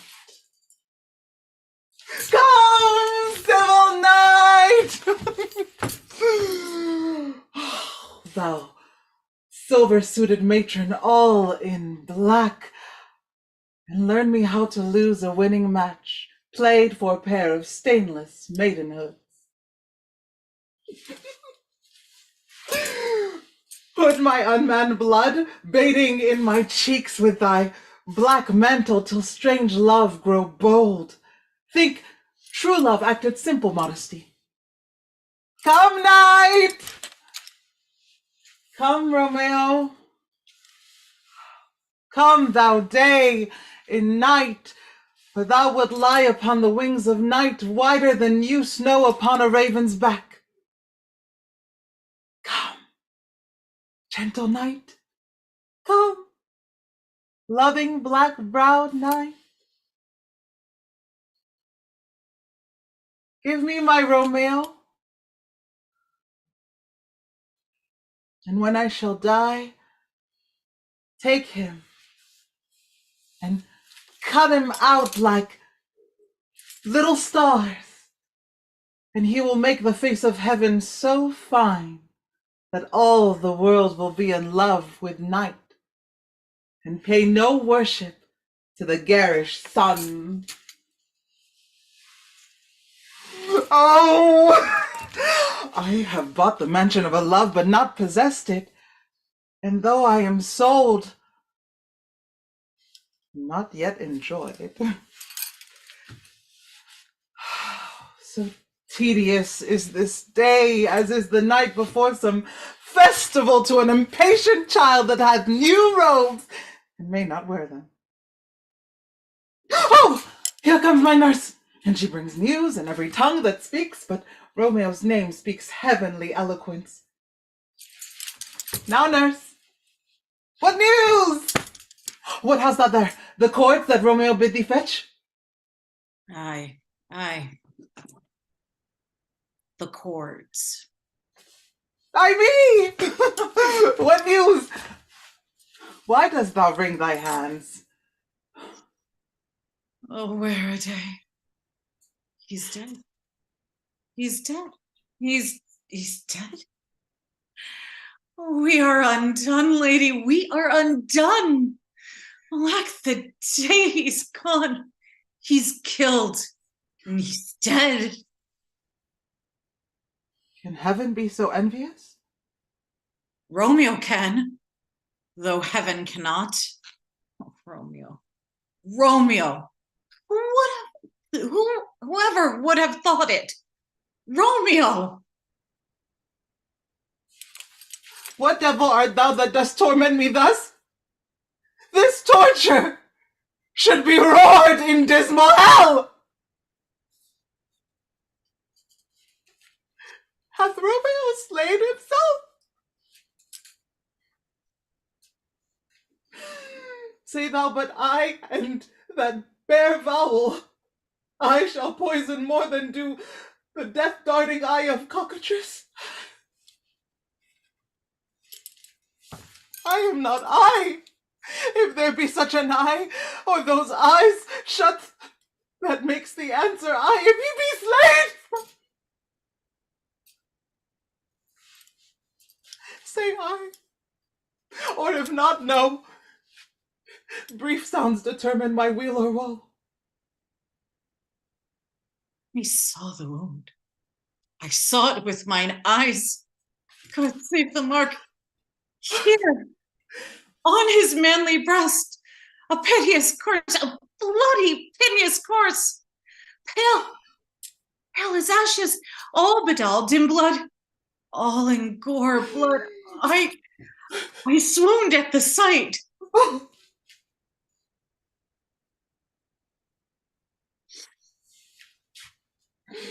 Oh, break my heart, for bankrupt. Break it once. To prison eyes, ne'er look on liberty. Vile earth, to earth resign, and emotion here. And thou and Romeo press one heavy beam. Oh, Tybalt. Tybalt, the best friend I had. Oh, courteous Tybalt, honest gentleman, that ever I should live to see thee dead.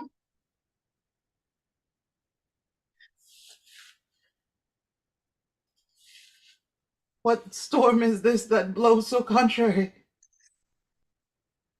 Is Romeo slaughtered and is Tybalt dead?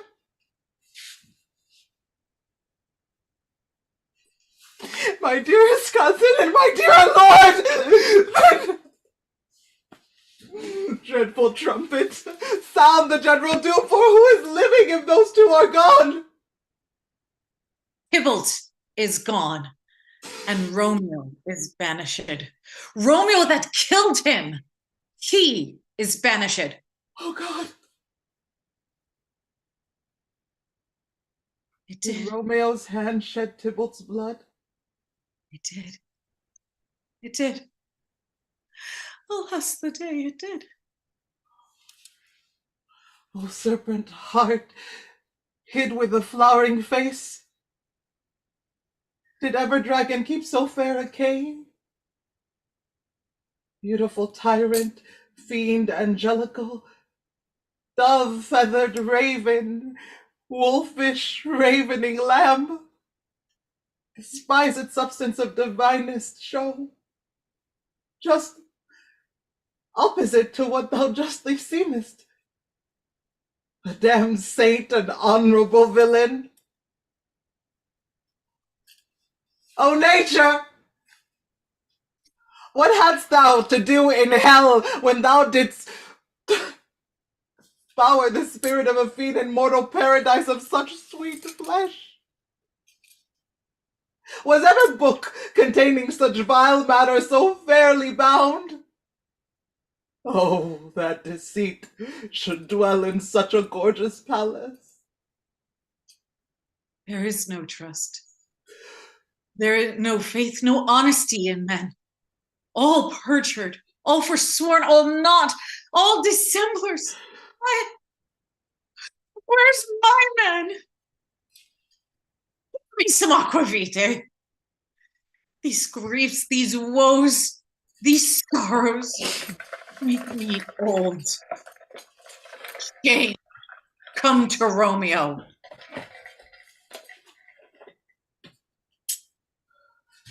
Blistered be thy tongue for such a wish. He was not born to shame. Upon his brow shame is ashamed to sit, for 'tis a throne where honor may be crowned, sole monarch of the universal earth.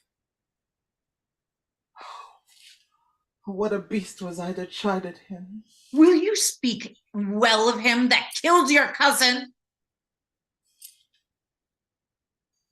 Shall I speak ill of him that is my husband? Ah, poor my lord. What tongue shall smooth thy name when I, thy 3 hours wife, have mangled it?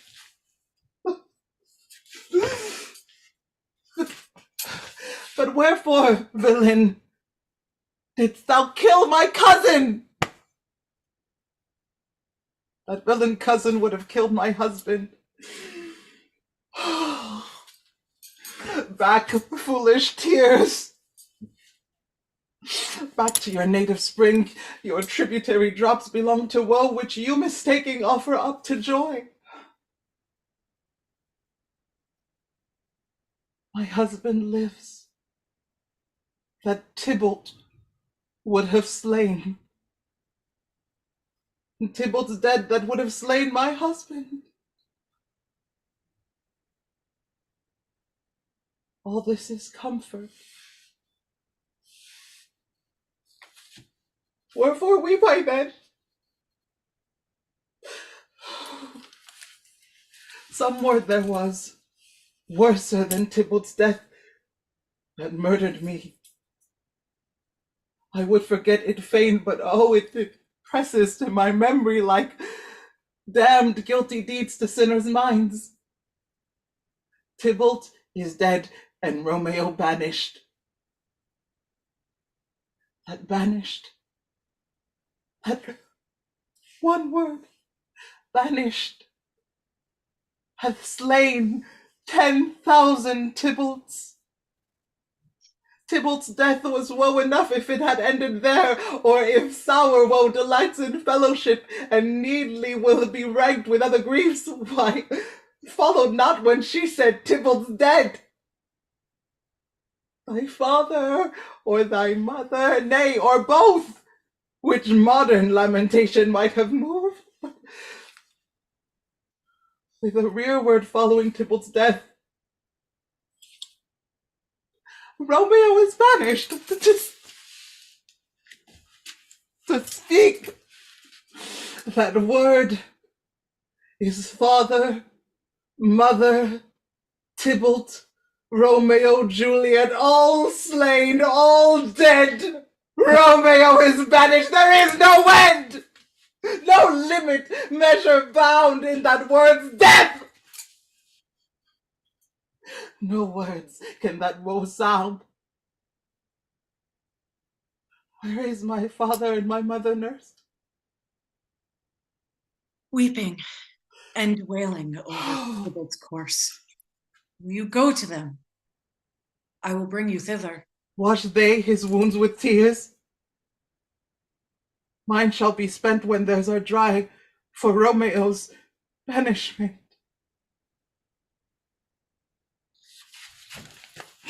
Take up those cords.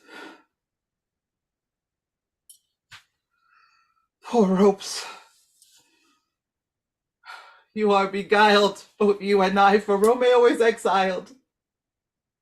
He made you for a highway to my bed, but I, a maid, thy maiden widowed. Come, cords, come, nurse. I'll to my wedding bed. And death, not Romeo, take my maidenhead. My dear chamber, I'll find Romeo to comfort you. Wot well where he is. Hark you, your Romeo will be here at night. I'll to him. He is hid at Lauren's cell. I'll find him. Give this ring to my true knight, and bid him come to take his last farewell.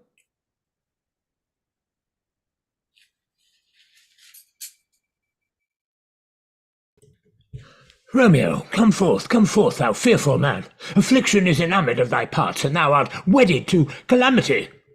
Father, what news? What is the prince's doom? What sorrow craves acquaintance at my hand, that I yet not know? Too familiar is my dear son with such sour company. I bring thee tidings of the prince's doom. What less than doomsday is the prince's doom? A gentler judgment vanished from his lips, not body's death, but body's banishment.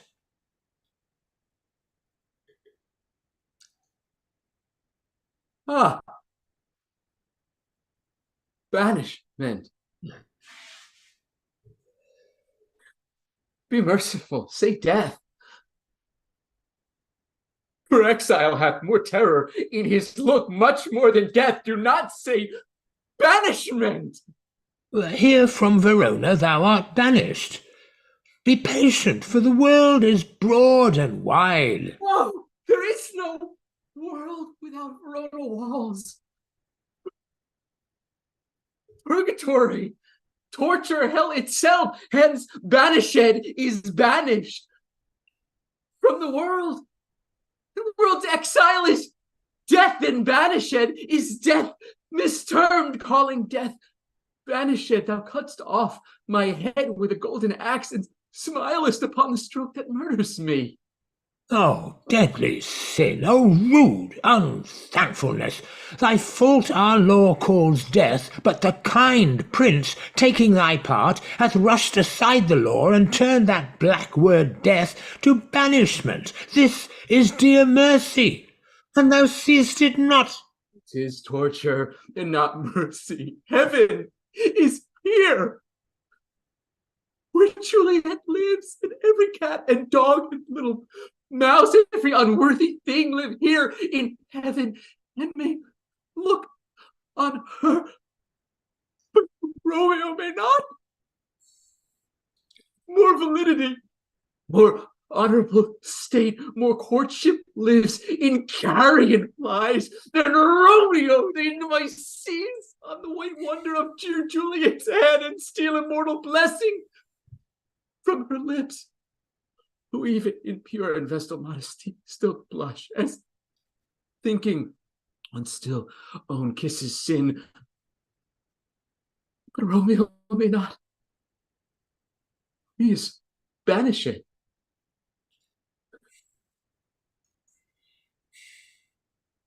Flies may do this, but I from this must fly. They are free men, but I am banished. And say'st thou, yet that exile is not death? Hadst thou no poison mixed, no sharp ground knife, no sudden mean of death, though ne'er so mean, but banished to kill me?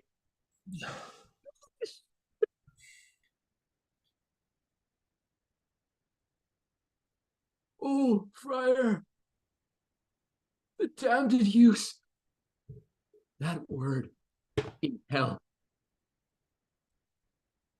Howling attends it. How hast thou the heart, being a divine, a ghostly confessor of sin, absolver, and my friend, profess to mangle me with that word banished?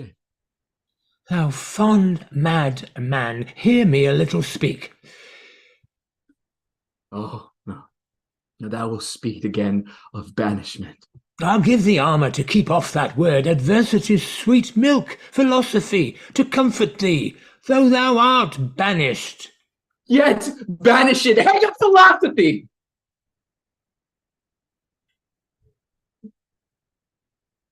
Unless philosophy can make a Juliet.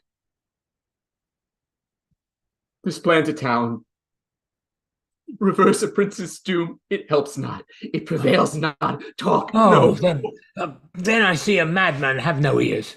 How should they, when wise men have no eyes? Let me dispute with thee of thy estate. Thou canst not speak of that thou dost not feel.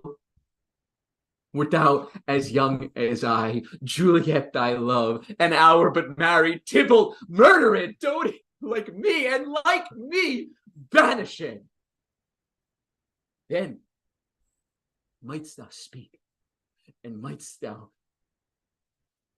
tear thy hair and fall upon the ground as I do now, taking the measure of it unmade grave. Oh, arise, one knocks. Good Romeo, hide thyself.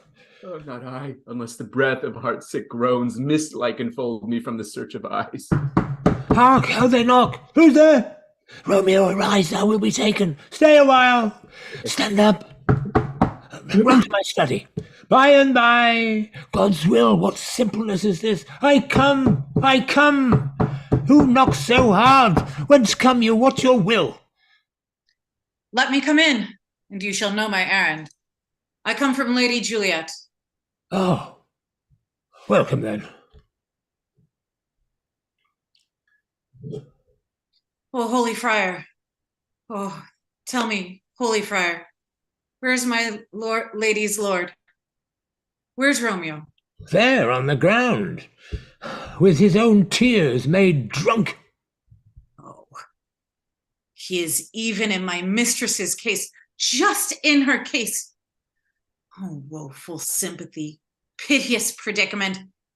Even so lies she, blubbering and weeping and weeping and blubbering. Stand up, stand up, stand and you be a man. For Juliet's sake, for her sake, stand and rise. Why should you fall into so deep an oh? Nurse. Ah, sir, ah, sir, that's the end of all. Speak thou of Juliet. How is it with her? Doth she not think me an old murderer, now that I have stained the childhood of our joy with blood removed from little but her own? Where is she, and how doth she, and what says my concealed lady to our cancelled love? She says nothing, sir, but weeps and weeps, and now falls on her bed, and then starts up, and Tybalt calls, and then on Romeo cries, and then falls down again. As if that name shot from the deadly level of a gun did murder her, as that name's cursed hand murdered her kinsman. Oh, tell me, friar, tell me, in what vile part of this anatomy doth my name lodge? Tell me, so that I may sack that hateful mansion. Hold thy desperate hand, art thou a man?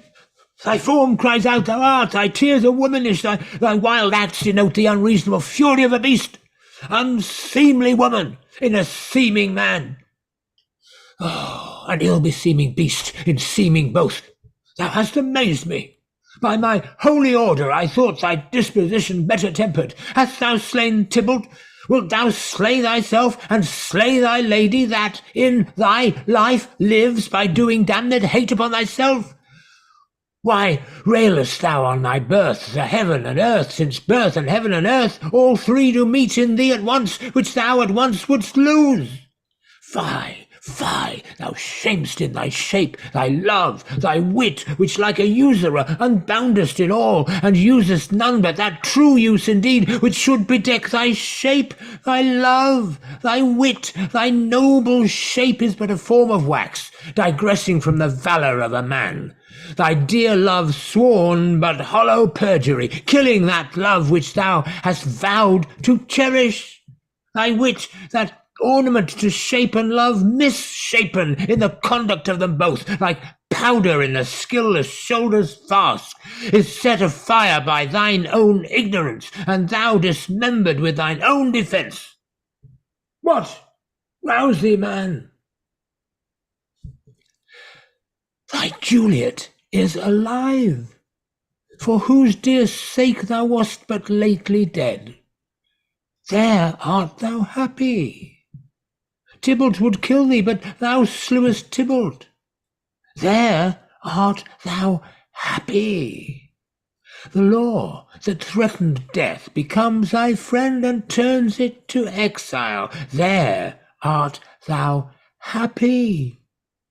A pack of blessings light upon thy back. Happiness courts thee in her best array, but like a misbehaved and sullen wretch thou pouts upon thy fortune and thy love.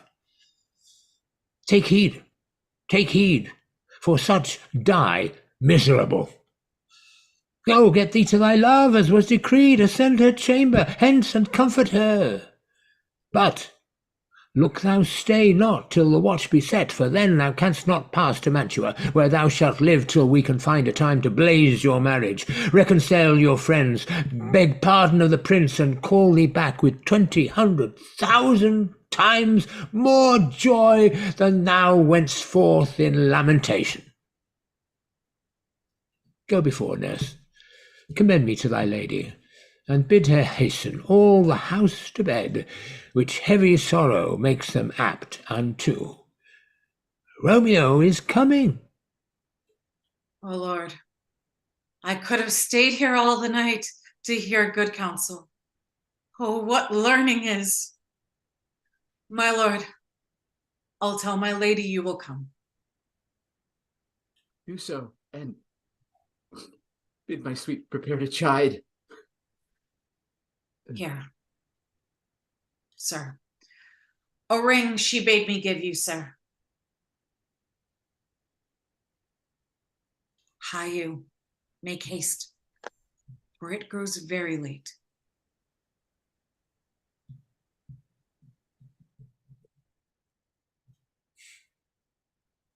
How well my comfort is revived by this. Go hence. Good night. And here stands all your state. Either be gone before the watch be set, or by the break of day disguised from hence. Sojourn in Mantua. I'll find out your man, and he shall signify from time to time every good hap to you that chances here. Give me thy hand. 'Tis late. Farewell. Good night. But that a joy past joy calls out on me. It were a grief so brief to part with thee.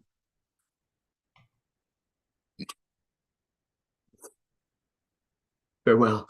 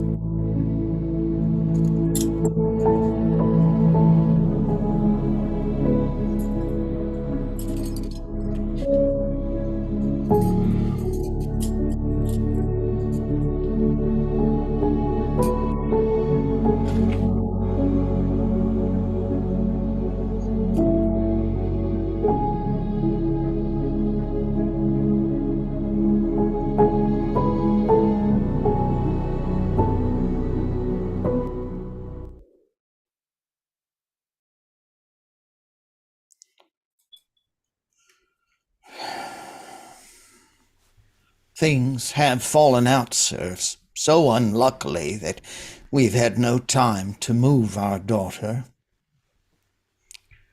Look you, she loved her kinsman Tybalt dearly, and so did I. Well, we were born to die. 'Tis very late. She'll not come down tonight, I promise you, but for your company I would have been abed an hour ago. These times of woe afford no times to woo. Madam, good night. Commend me to your daughter. I will, and know her mind early tomorrow. Tonight she's mute up to her heaviness. Sir Paris, I will make a desperate tender of my child's love. I think she will be ruled in all respects by me. Nay, more, I doubt it not. Wife, go you to her ere you go to bed. Acquaint her here of my son's Paris love, and bid her, mark you me, on Wednesday next. But soft, what day is this? Monday, my lord. Monday.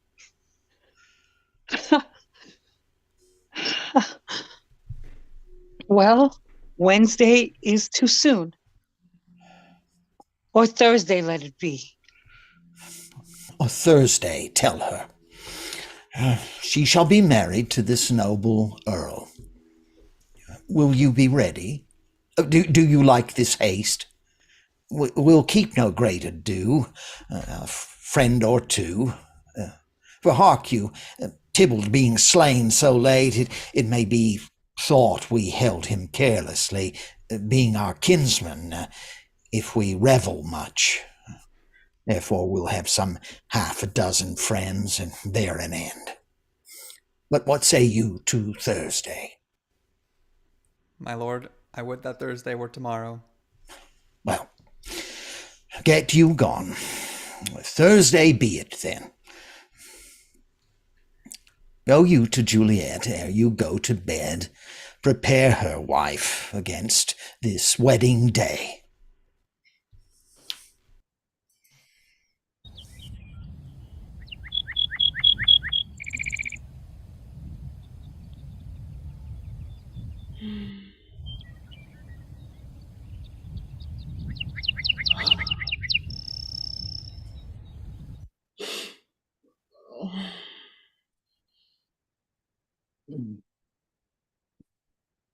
Wilt thou be gone?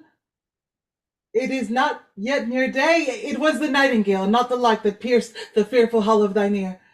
Nightly she sings on yon pomegranate tree. Believe me, love. It was the nightingale. Oh, it was the lark, the herald of the morn, no nightingale. Look, love, what envious streaks do lace the severing clouds in yonder east. Night's candles are burnt out, and jocund day stands tiptoe on the misty mountain tops. I must be gone and live, or stay and die. Yon light is not daylight. I know it. It is the meteor that the sun exhaled to be to thee this night a torchbearer and light thee on thy way to Mantua. Therefore stay yet. Thou needst not to be gone. No, let me be ta'en. Let me be put to death. I am content, so thou wilt have it so. I'll say, yon gray is not the morning's eye, 'tis but the pale reflex of Cynthia's brow, nor that is not the lark whose notes do beat the vaulty heaven so high above our heads. I have more care to stay than will to go. Come, death, and welcome, Juliet. How is my soul? Let's talk. It is not day. It is. Hie hence, be gone, away. It is the lark that sings so out of tune, straining harsh discords and unpleasing sharps. Some say the lark makes sweet division. This doth not so, for she divideth us. Some say the lark and lo the toad changed eyes. Oh, now I would they had changed voices too, since arm from arm that voice doth us affray, hunting thee hence with hunts up to the day. Oh, now be gone. More light and light it grows. Oh, more light and light, more dark and dark our woes. Madam! Nurse? Your mother is coming to your chamber. The day is broke. Be wary, look about. Then, window, let day in, and let life out. Farewell. Farewell. One kiss, and I'll descend.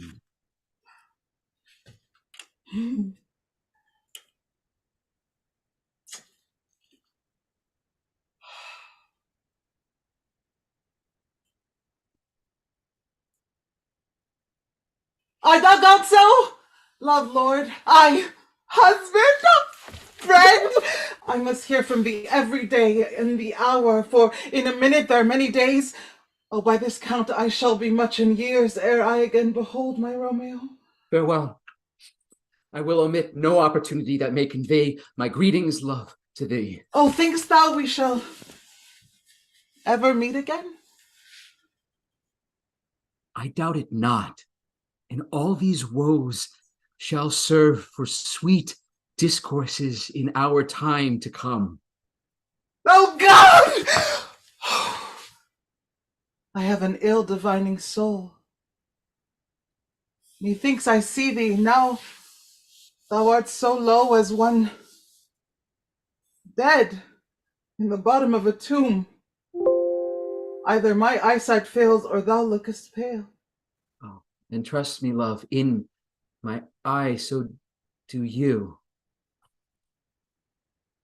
Dry sorrow drinks our blood. Adieu. Adieu.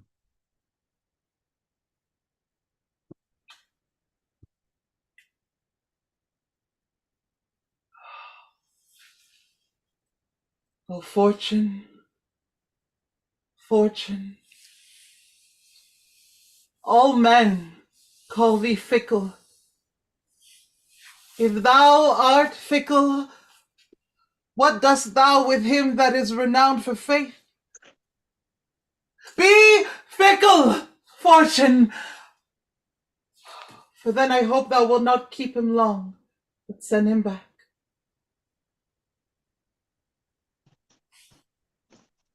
Why, how now, Vivienne? Madam,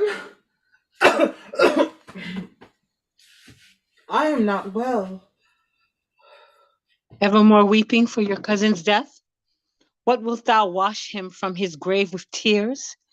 And if thou couldst not make him live, therefore have done. Some grief shows much of love, but much of grief shows still some want of wit. Yet let me weep for such a feeling loss. So shall you feel the loss, but not the fiend which you weep for? Feeling so the loss, I cannot choose but ever weep the friend. Well, girl, thou weepest not so much for his death as that villain lives which slaughtered him. What villain, madam? That same villain, Romeo. Aye, madam. From the reach of these my hands would none but I might venge my cousin's death. We will have vengeance for it, fear thou not. Then weep no more. I'll send one to Mantua, where that then same banished renegade doth live, shall give him such an unaccustomed dram, that shall soon keep Tybalt company, and then I hope thou wilt be satisfied. Indeed! I never shall be satisfied with Romeo till I behold him dead.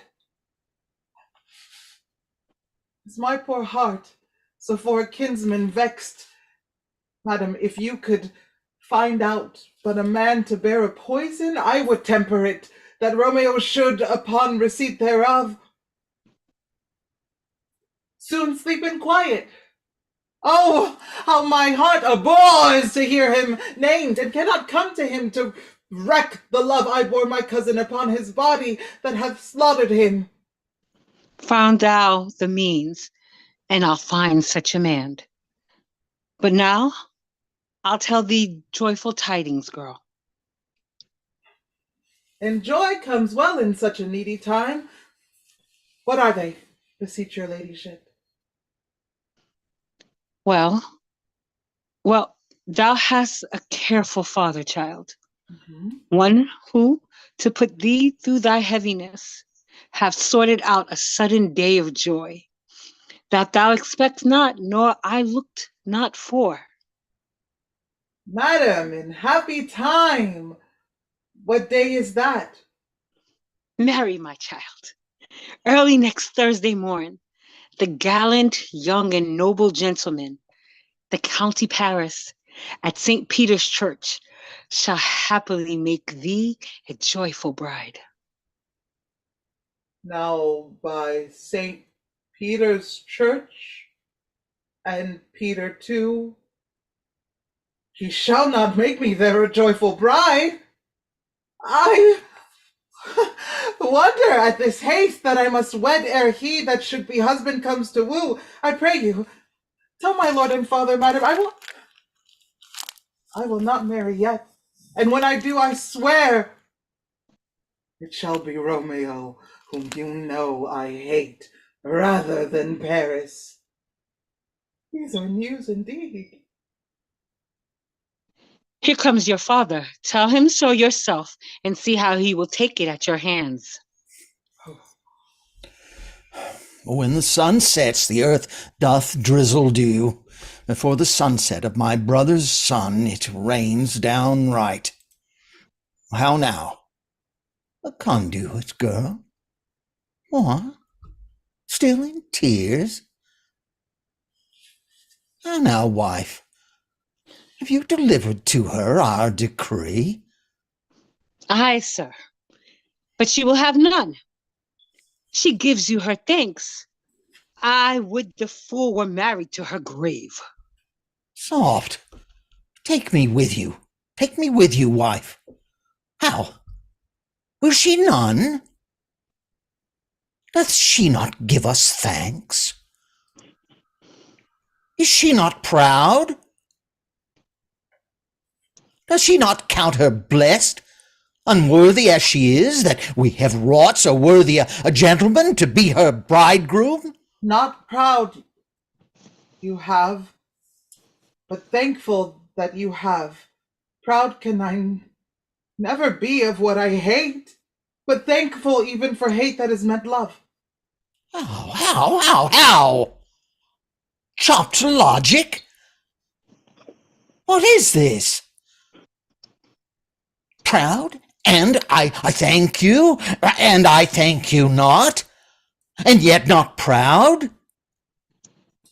Mistress minion, you, thank me no thankings, nor proud me no prouds, but fettle your fine joints against Thursday next, to go with Paris to St. Peter's Church, or I'll drag thee on a hurdle thither. Out, you green sickness carrion! Out, you baggage! You tallow face!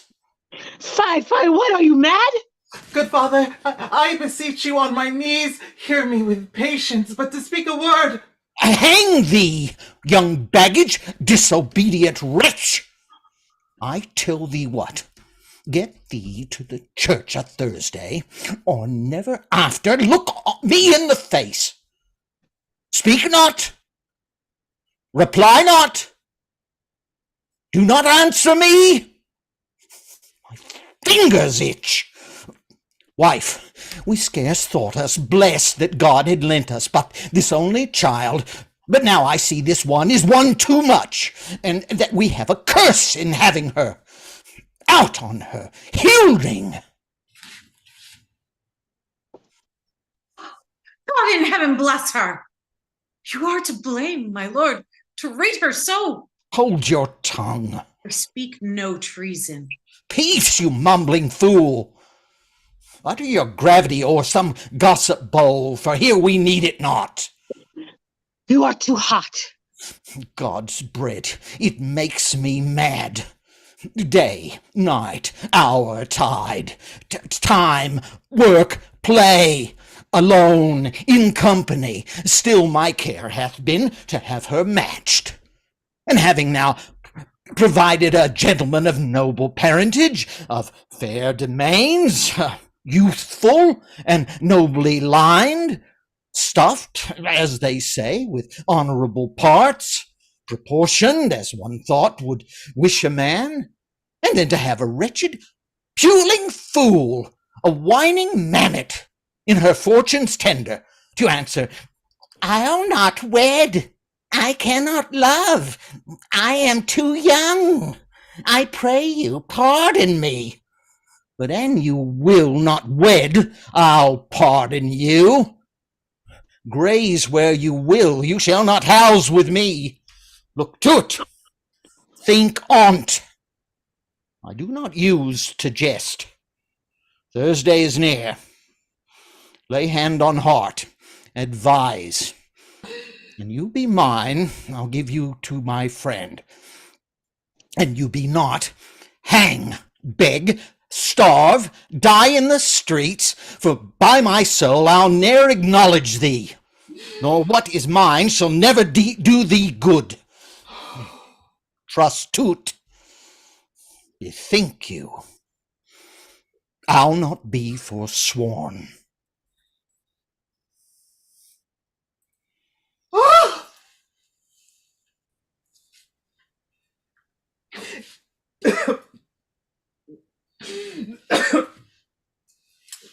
Is there no pity sitting in the clouds that sees into the bottom of my grief?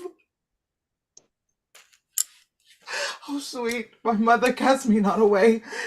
Delay this marriage for a month, a week! Or if you do not, make the bridal bed in that dim monument where Tybalt lies. Talk not to me, for I'll not speak a word.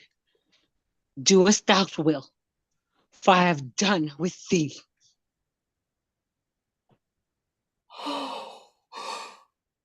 God. Oh, nurse. How shall this be prevented? My husband is on earth, my faith in heaven. How shall that faith return again to earth unless that husband scented me from heaven by leaving earth? Comfort me. Counsel me. What sayest thou? Hadst thou not a word of joy, some comfort, nurse? Faith, here it is. Romeo is banished, and all the world to nothing, that he dares ne'er come back to challenge you. Or if he do, it needs be by stealth. Then, since the case so stands as it doth, I think it best you married with the county.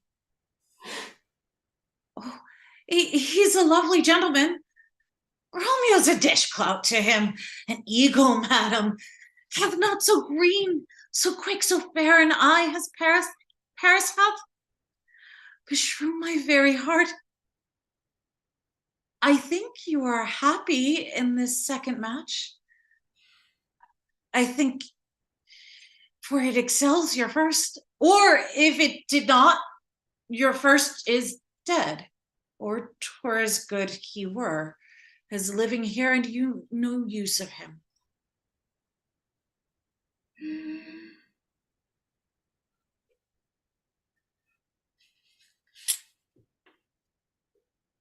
Speakest thou from thy heart?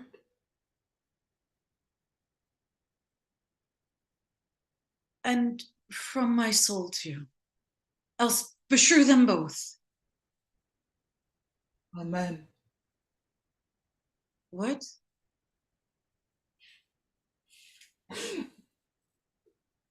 Well,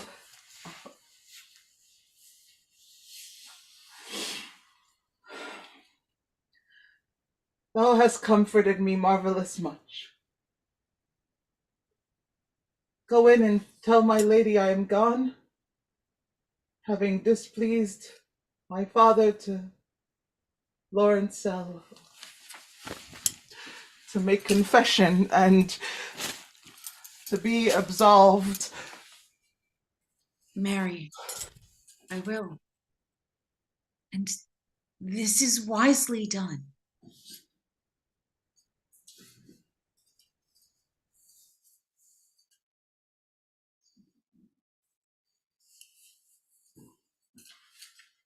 Ancient damnation! Most wicked fiend! Is it more sin to wish me thus forsworn, or to dispraise my lord with that same tongue which she hath praised him with above compare so many thousand times? Go, counselor! Thou and my bosom henceforth shall be twain. All to the friar to know his remedy. If all else fail.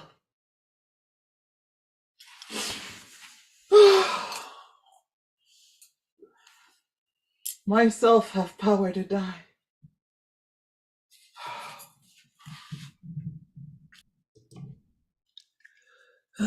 On Thursday, sir. The time is very short. My father Capulet will have it so, and I am nothing slow to slack his haste. You say you do not know the lady's mind. Uneven is the course. I like it not. Immoderately she weeps for Tybalt's death, and therefore have I little talk of love. For Venus smiles not in a house of tears.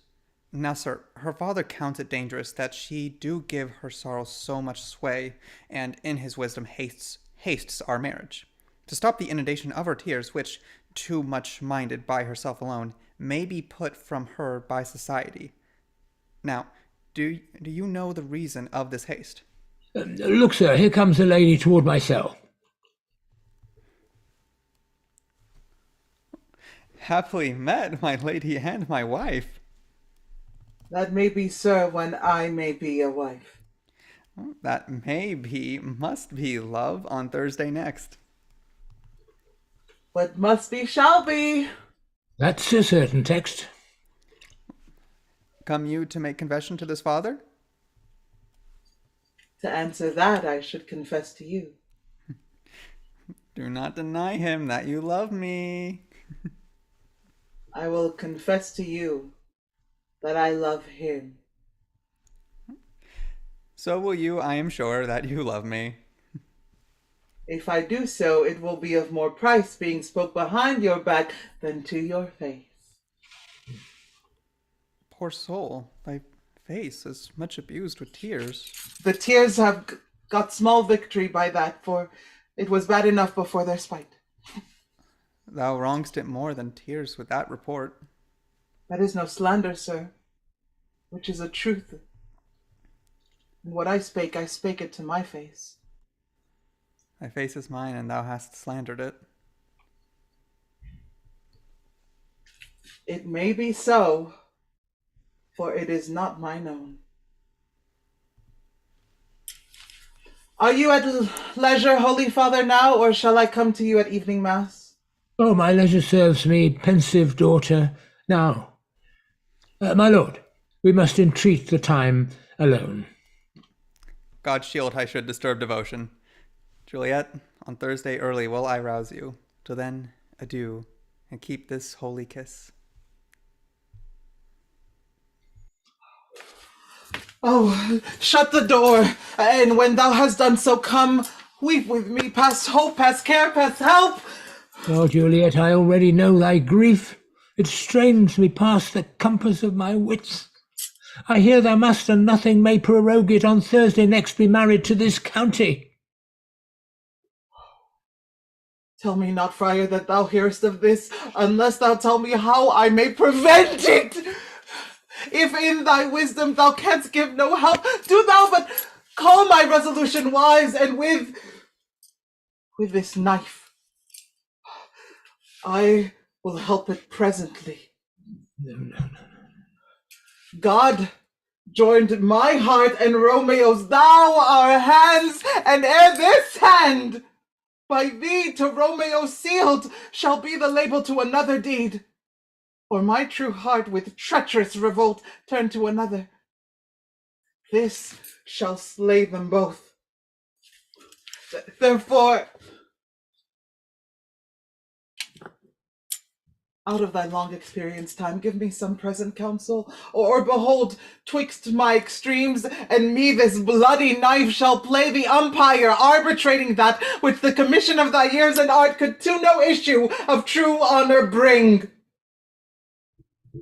Be not so long to speak! I long to die if what thou speakest speak not of remedy! Hold, daughter. I do spy a kind of hope, which craves as desperate an execution as that is desperate which we would prevent. If, rather than to marry Count of Paris, thou hast the strength of will to slay thyself, then is it likely thou wilt undertake a thing like death to chide away this shame, that copest with death himself to scape from it? If thou darest, I'll give thee remedy. Oh, bid me leap rather than marry Paris from off the battlements of any tower, or walk in thievish ways, or bid me lurk where serpents are. Chain me with roaring bears, or hide me nightly in a charnel house, or covered quite with dead man's rattling bones, with reeky shanks and yellow chapless skulls. Or bid me go into a new-made grave, and hide me with a dead man in his shroud. Things that to hear them told have made me tremble. And I will do it without fear or doubt, to live an unstayed wife to my sweet love. Hold then. Go home. Be merry. Give consent to marry Paris. Oh! Wednesday is tomorrow. Tomorrow night look that thou lie alone. Let not the nurse lie with thee in thy chamber. Take thou this phial, being then in bed, and this distilling liquor drink thou off, when presently through all thy veins shall run a cold and drowsy humour, for no pulse shall keep his native progress but surcease.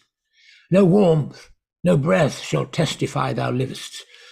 The roses in thy lips and cheeks shall fade to paly ashes. In thy eyes windows fall like death when he shuts up the day of life. Each part, deprived of supple government, shall stiff and stark and cold appear like death, and in this borrowed likeness of shrunk death thou shalt continue 42 hours, and then awake as from a pleasant sleep. Now, when the bridegroom in the morning comes to rouse thee from thy bed, there art thou dead. Then, as a manner of our country is, in thy best robes, uncovered on the bier, thou shalt be borne to that same ancient vault where all the kindred of the Capulets lie. In the meantime, against thou shalt awake, shall Romeo by my letters know our drift, and hither shall he come, and he and I will watch thy waking, and that very night shall Romeo bear thee hence to Mantua. And this shall free thee from his present shame, if no inconstant toy or womanish fear abate thy valour in the acting it. Give me. Oh, tell me not to fear. Hold. Get you gone. Be strong and prosperous in this resolve. I'll send a friar with speed to Mantua with letters to thy lord. Love, give me strength, and strength shall help afford. Farewell, dear father.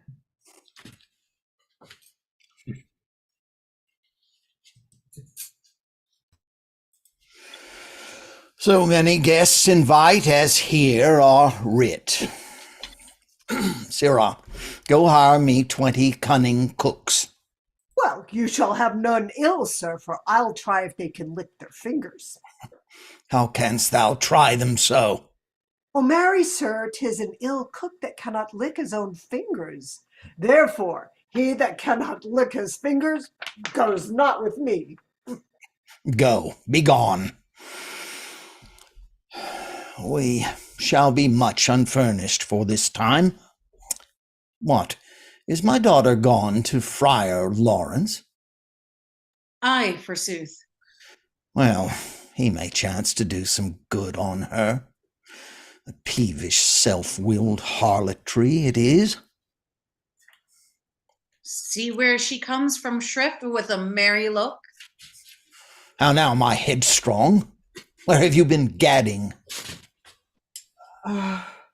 where I have learned me to repent the sin of disobedient opposition to you and your behests, and am enjoined by holy Florence to fall prostrate here to beg your pardon. Pardon, I beseech you. Henceforth I am ever ruled by you. Send for County. Go tell him of this. I'll have this knot knit up tomorrow morning. I met the youthful lord at Lawrence cell and gave him what becomed love I might, not stepping o'er the bounds of modesty. Why, I am glad on't. This is well. Stand up. This is as 't should be. Lest me see County. Ay, Mary, go, I say, and fetch him hither. Now, afore God, this reverend holy friar, all our whole city is much bound to him. Nurse, will you go with me into my closet to help me sort such needful ornaments as you think fit to furnish me tomorrow? No, not till Thursday. There is time enough. Go, nurse. Go with her. We'll to church tomorrow. We shall be short in our provisions. 'Tis now not night. Tush, I will not stir about, and all things shall be well. I warrant thee, wife. Go thou to Juliet. Help to deck up her. I'll not to bed tonight. Let me alone. I'll play the hussif for this once. What? Oh, they are all forth. Well, I will walk myself to County Paris to prepare up him against tomorrow.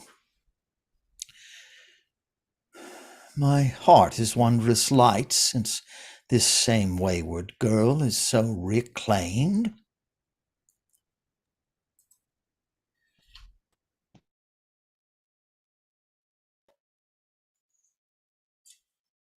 Aye, those attires are best. But gentle nurse, I pray thee, leave me to myself tonight, for I have need of many orisons to move the heavens to smile upon my state, which well thou knowest is cross and full of sin. What are you busy o? Need you my help? No, madam. We have culled such necessaries as are behooful for our state tomorrow. So please you, let me now be left alone. And let the nurse this night sit up with you, for I am sure you have your hands full all in this so sudden business. Good night. Get thee to bed and rest, for thou hast need.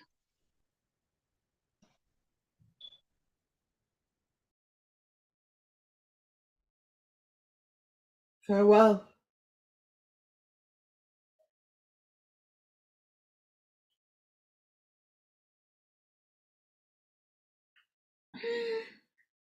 God knows when we shall meet again.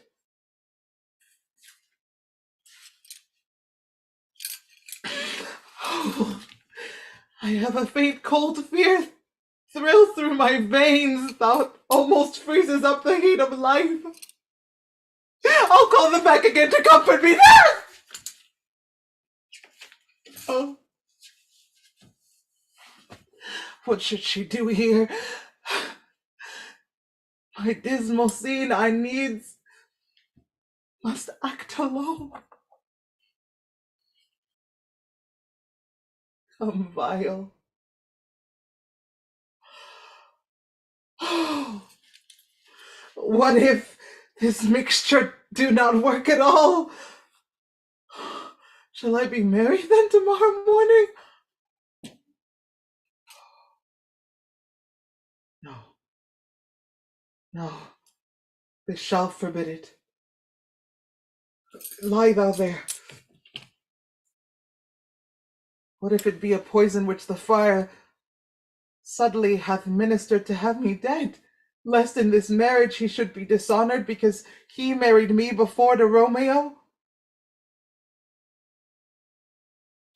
I fear it is.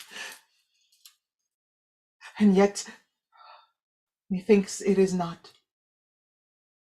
For he hath still been tried a holy man. How if, when I am laid into the tomb, I wake before the time that Romeo come to redeem me?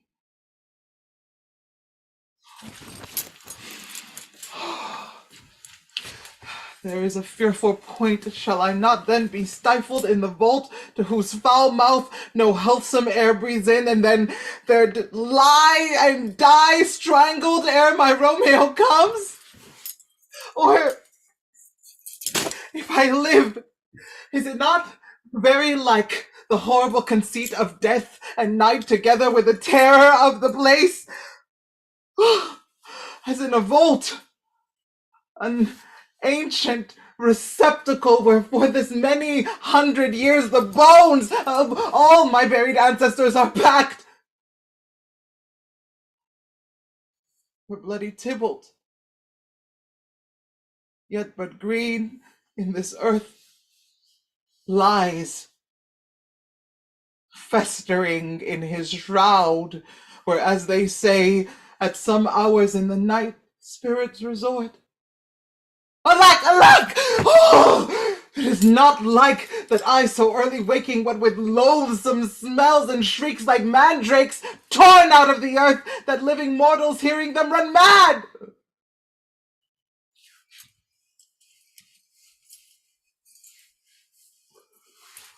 Oh, if I wake, shall I not be distraught? Environed with all these hideous fears, and madly play with my forefathers' joints, and pluck the mangled Tybalt from his shroud, and in this rage, with some great kinsman bone, as with a club, dash out with my desperate brains? Oh, look. Methinks I see my cousin's ghost, seeking out Romeo that did spit his body upon a rapier's point. Stay, Tybalt, stay! Romeo! Romeo! Romeo!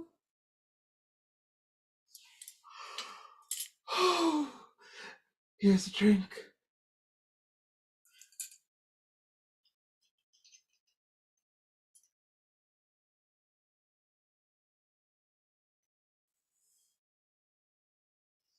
I drink to thee.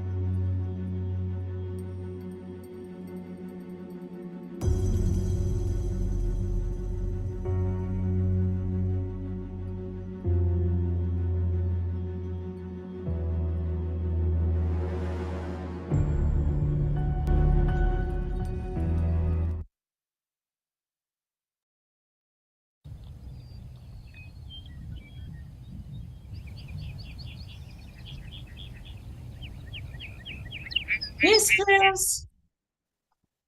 What, mistress? Oh, Juliet! Fast I warned her.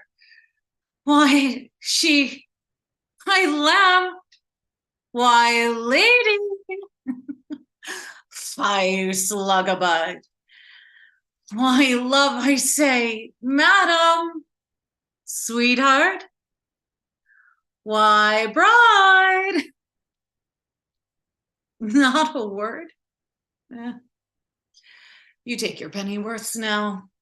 Sleep for a week, for the next night I warrant the county Paris hath set up his rest, that you shall rest but little.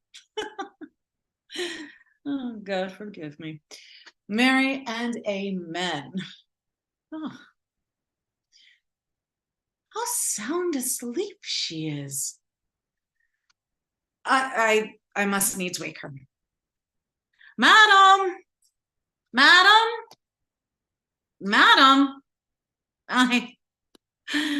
let the county take you in your bed. He'll fright you up in faith. Will it not be?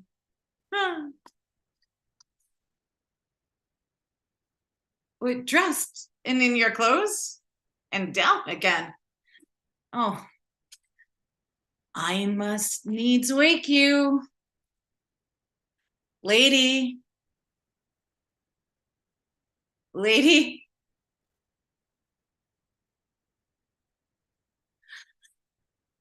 Lady.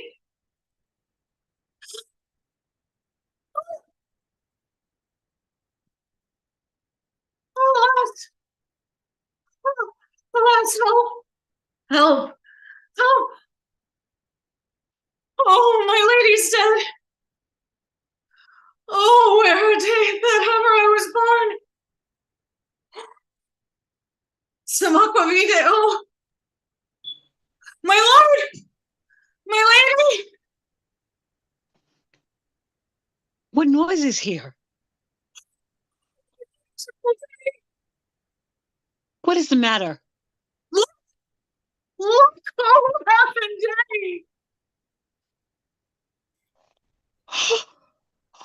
Oh, me. Oh, me. My child? My only life? Revive, look up, or I will die with thee. Help! Help! Call for help! For shame, bring Juliet forth. Her lord is come. She's dead. Deceased. The day. Huh? Oh, let me see her. Out. Alas, she's cold. Her blood is settled, and her joints are stiff. Life and these lips have long been separated. Death lies on her like an untimely frost upon the sweetest flower of all the field. Death that ta'en her hints to make me wail, ties up my tongue and will not let me speak. Come, is the bride ready to go to church? Ready to go, but never to return. O son, the night before thy wedding day hath death lain with thy wife. There she lies, flower as she was, deflowered by him. I thought long to see this morning's face, until they give me such a sight as this. The cursed, unhappy, wretched, hateful day. Most miserable hour that ever time saw. In lasting labor of his pilgrimage. But one poor and loving child.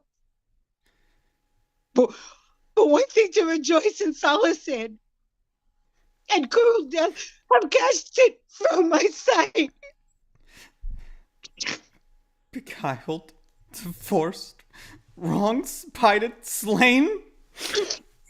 Despised, distressed, hated, martyred, killed.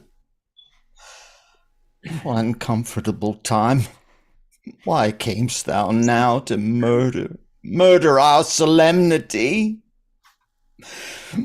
Alack, my child is dead. And with my child my joys are buried. Peace, ho, for shame. Confusion's cure lives not in these confusions. Heaven and yourself had part in this fair maid. Now heaven hath all, and all the better is it for the maid. Your part in her you could not keep from death, but heaven keeps his part in eternal life. The most you sought was her promotion, and 'twas your heaven she should be advanced.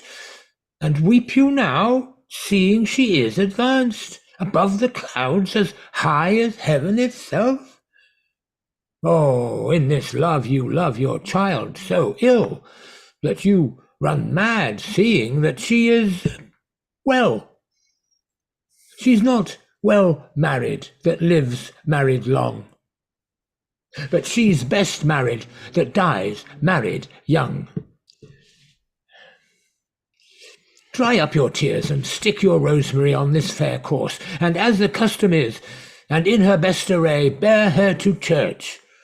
For though fond nature bids us all lament, yet nature's tears are reason's merriment. All things that we ordained festival turn from their office to black funeral. Our instruments to melancholy bells, our wedding cheer to a sad burial feast. Our solemn hymns to sullen dirges change. Our bridal flowers serve for a buried corse, and all things change them to the contrary. Sir, go you in, and madam, go with him, and go, Sir Paris. Every one prepare to follow this fair course unto her grave. The heavens do lour upon you for some ill. Move them no more by crossing their high will.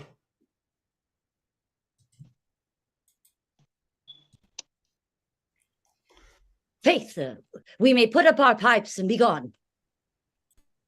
Honest good fellows, well, put up. For well you know,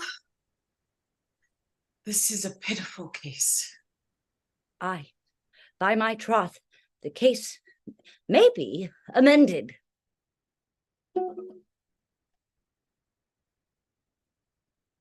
Musicians, oh musicians, heart's ease, oh, and you will have me live play, heart's ease. Why heart's ease? Oh, musicians, because my heart itself plays, my heart is full. Oh, play me some merry dump to comfort me. Not a dump, we.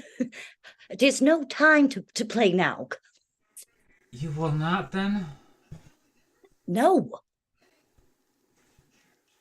I will give it you soundly. What will you give us? No money, on my faith, but the gleek I will give you the minstrel. Then will I give you the serving creature. Then I will lay the serving creature's dagger on your plate. I will carry no croquets. I'll read you, I'll follow you. Do you note me? And you'll re us and ray us and fa us. You note us. Mm-hmm. Pray you, put up your dagger and put out your wit.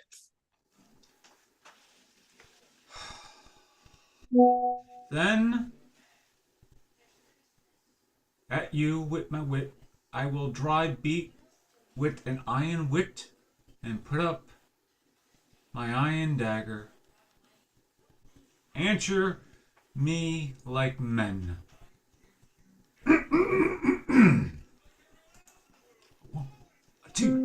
One, two, three. When gripping griefs the heart doth wound, and doleful dumps the mind or possess, then the music with her silver sound.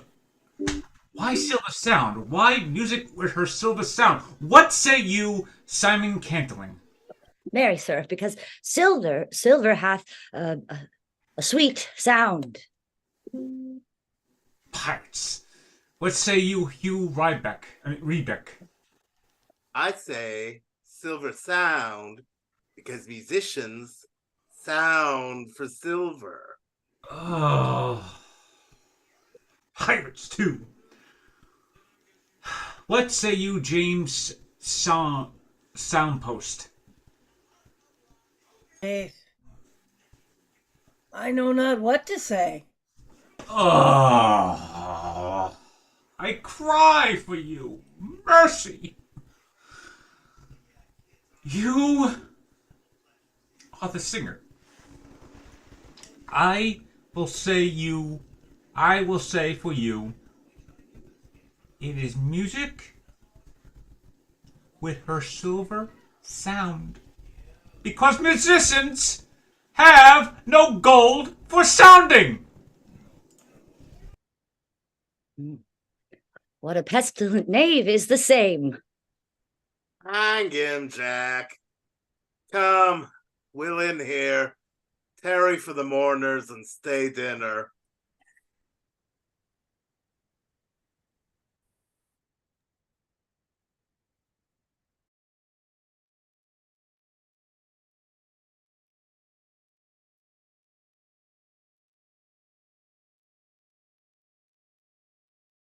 Hmm.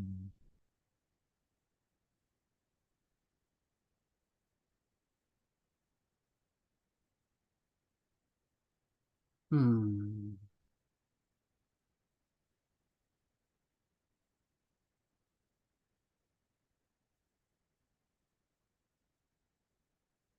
I may trust the flattering truth of sleep.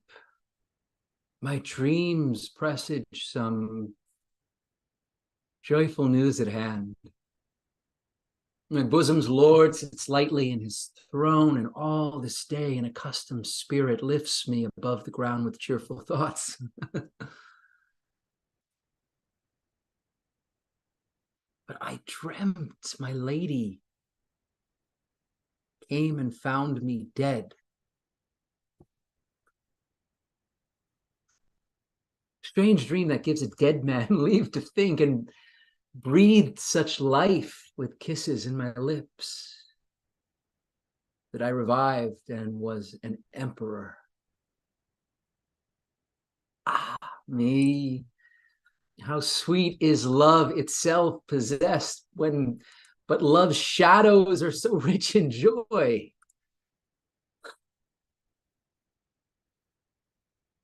Oh, news from Verona! How now, Balthasar? Huh? Ah!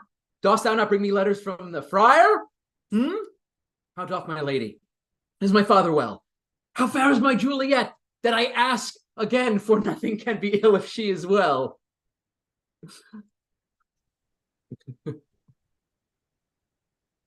Her body sleeps in Capulet's monument, and her immortal part with angels lives. I saw her laid low in her kindred's vault, and presently took post to tell you.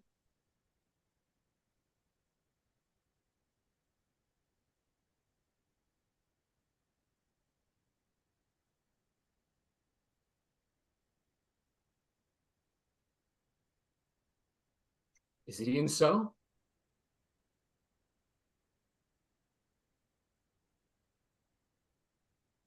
Then I defy you, stars.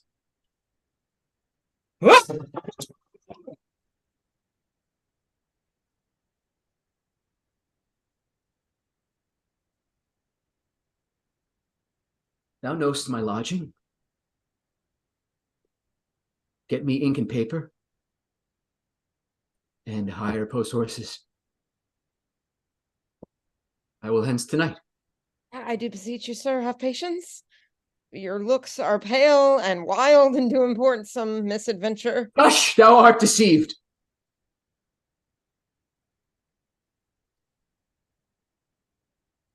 Leave me, and do the thing I bid thee do.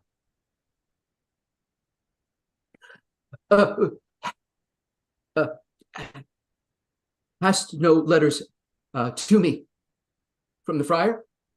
No, my good lord. No matter. Get thee gone. And hire those horses. I'll be with thee straight.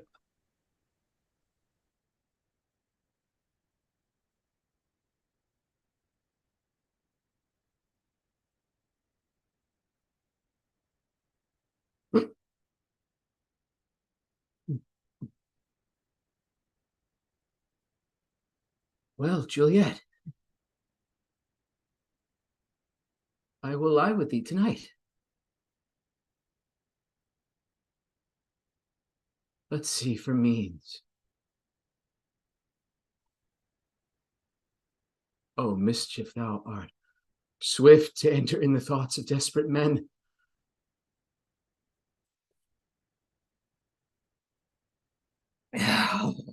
Oh, I do remember an apothecary. And hereabouts he dwells, which late I noted, in tattered weeds and overwhelming brows, culling of simples, meager were his looks. Sharp misery had worn him to the bones, and in his needy shop a tortoise hung,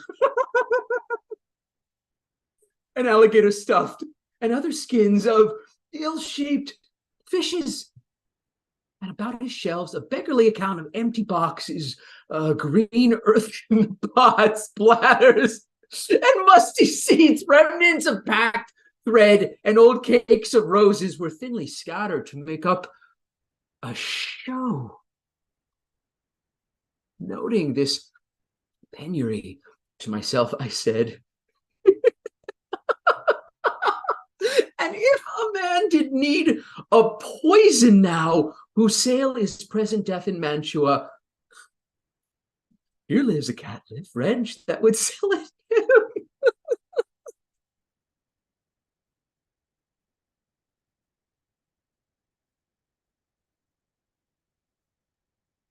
Oh, this same thought did but forerun my need. And this same needy man must sell it me. So I remember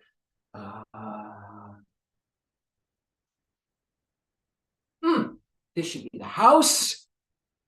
Being holiday, the beggar's shop is shut. What ho! Apothecary! Who calls so loud? Come hither, woman. I see that thou art poor. Here, there is 40 ducats. Let me have a dram of poison, such soon speeding gear as will disperse itself through all the veins, and the life-weary taker may fall dead, and that the trunk may be discharged of breath as violently as hasty powder fired doth hurry from the fatal cannon's womb. You gotta give it to me first. Such mortal drugs I have, but Mantua's law is death to any that utters them. Art thou so bare and full of wretchedness and fearest to die? I mean, famine is in thy cheeks.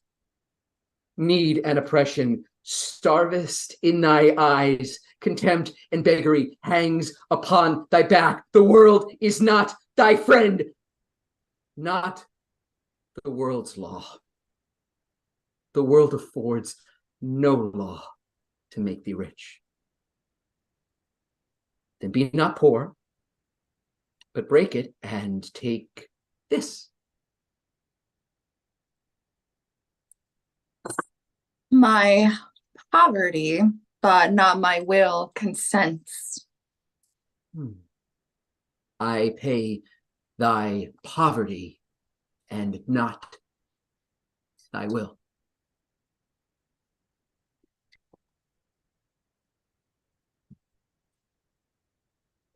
Put this in any liquid thing you will, and drink it off, and if you had the strength of 20 men, it would dispatch you straight.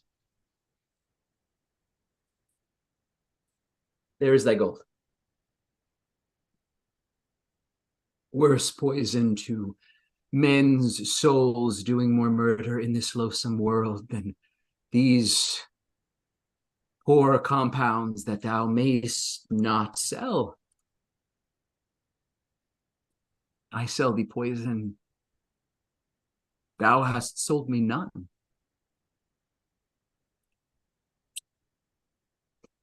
Farewell. Buy food and get thyself in flesh.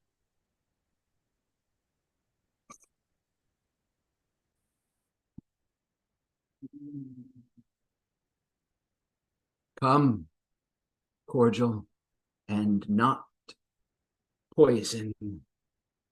Go with me to Juliet's grave, for there I must use thee.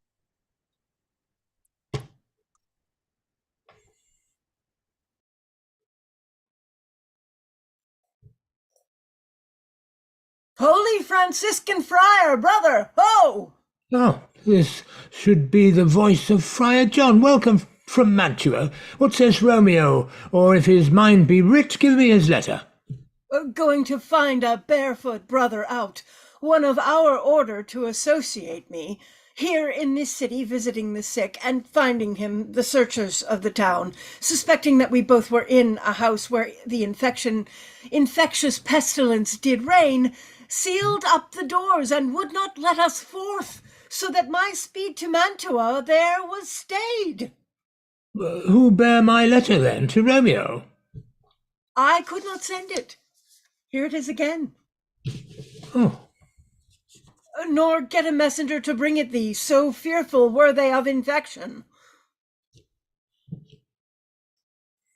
Unhappy fortune. By my brotherhood, that letter was not nice, but full of charge, of dear import, and the neglecting it may do much danger. Friar John, go hence, get me an iron crow, and bring it straight unto my cell. Brother, I'll go and bring it thee. Oh, now must I to the monument alone.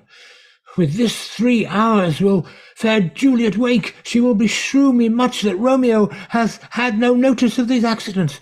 But I will write again to Mantua, and keep her at my cell till Romeo come. Poor living corpse, closed in a dead man's tomb. Oh!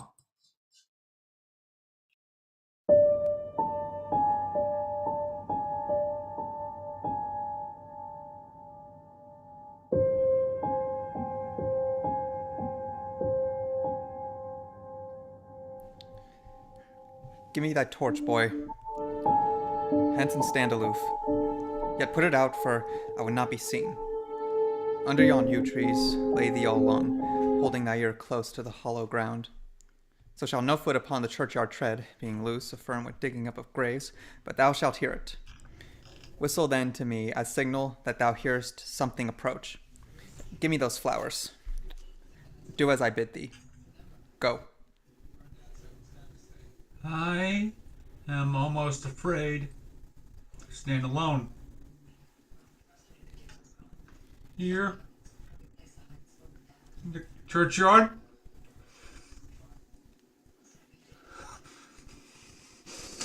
Yet. It will adventure.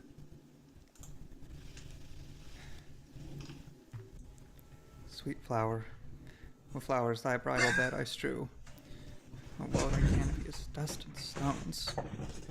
Which of sweet water nightly I will do, or, wanting that, with tears distilled by moans.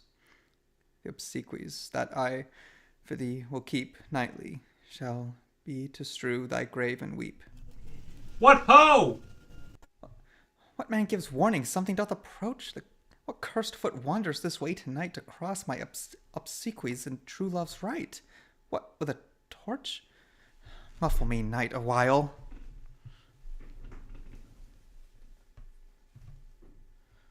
Give me that mattock and the wrenching iron. Hold. Take this letter. Early in the morning, see thou deliver it to my lord and father. Give me the light. Upon my life, I charge thee. Whate'er thou hearest or seest, stand all aloof, and do not interrupt me in my course. Why I descend into this bed of death is partly to behold my lady's face, but chiefly to take thence from her dead finger a precious ring, a ring that I must use in dear employment. Therefore, hence, be gone. But if thou, jealous, dost return to pry in what I further shall intend to do, by heaven, I will tear thee joint by joint, and strew this hungry churchyard with thy limbs. The time and my intents are savage wild, more fierce, more inexorable, far than empty tigers or the roaring sea. I will be gone, sir, and not trouble you. So shalt thou show me friendship. Take thou that. Live and be prosperous. And farewell, good fellow.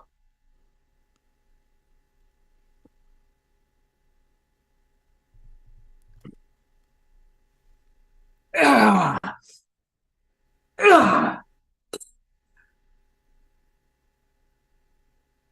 Ah! Thou detestable maw, thou womb of death, gorged with the dearest morsel of the earth. Thus I enforce thy rotten jaws to open, and in despite, I'll cram thee with more food. This is that banished haughty Montague, that murdered my love's cousin, with which grief it is supposed the fair creature died, and here is come to do some villainous shame to the dead bodies. I will apprehend him. Stop thy unhallowed toil, vile Montague! Can vengeance be pursued further than death? Condemned villain, I do apprehend thee. Obey, and you go with me, for thou must die. I must, indeed. And therefore I came hither. Good gentle youth, tempt not a desperate man. Fly hence, and leave me. Think upon these gone. Let them affright thee. I beseech thee, youth, put not another sin upon my head by urging me to fury. Oh, be gone. By heaven, I love thee better than myself, for I come hither armed against myself. Stay not, be gone, live, and hereafter say a madman's mercy bade thee run away. I do defy thy commination, and apprehend thee for a felon here. Wilt thou provoke me? Then have at thee, boy.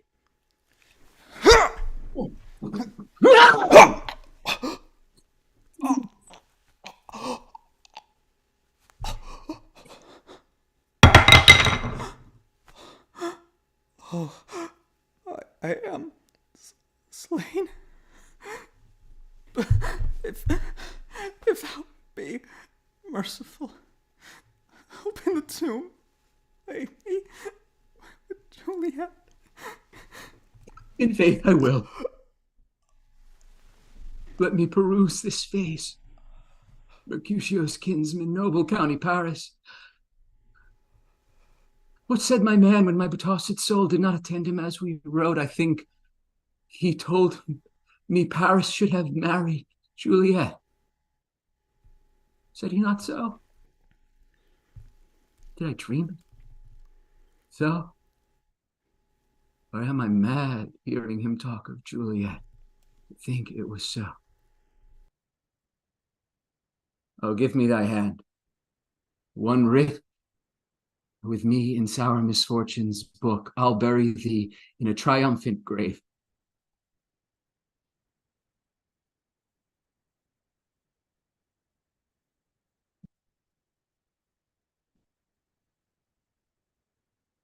A grave. Oh no. A lantern. Slaughtered youth.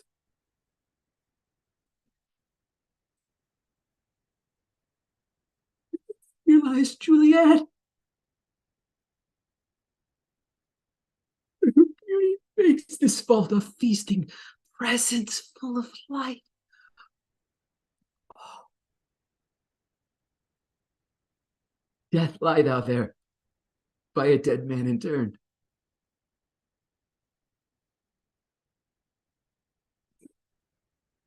How oft, when men are at the point of death, have they been merry, which their keepers call a lightning before death?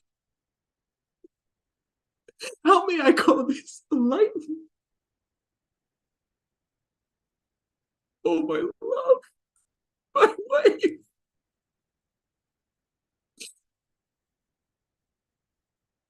Death that has sucked the honey of thy breath, hath had no power yet upon thy beauty.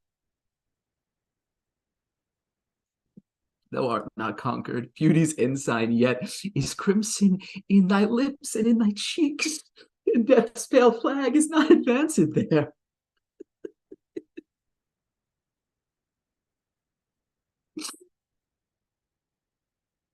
Oh, Tybalt, thou liest there in thy bloody sheet. Oh, what more favor can I do to thee than with that hand that cut thy youth in twain to sunder that was thine enemy? Forgive me, cousin.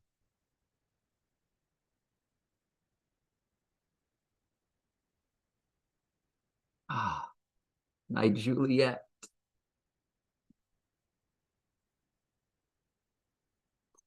Why art thou so fair? Till I believe that unsubstantial death is amorous, and that the lean, abhorred monster keeps thee here in the dark to be his paramour? For fear of that, I still will stay with thee, and never from this palace of dim night depart again. Here I will remain with worms that are thy chambermaids. Oh, here will I set up my everlasting rest and shake the yoke of inauspicious stars from this world-wearied flesh. Eyes, look your last.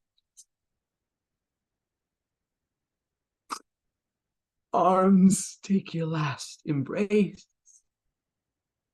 And lips, oh, the doors of death,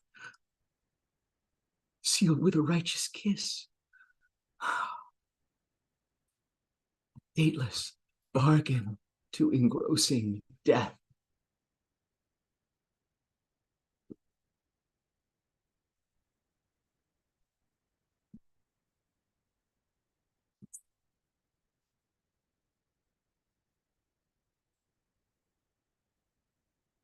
Come,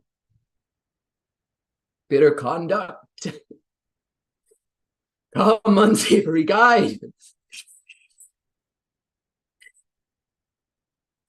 Thou desperate pilot, now at once run on the dashing rocks, thy seasick weary bark.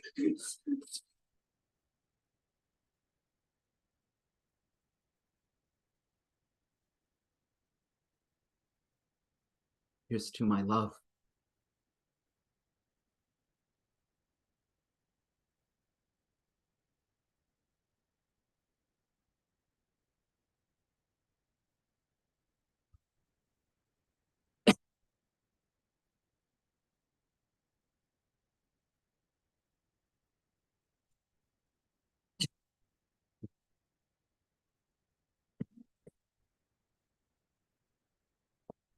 Oh,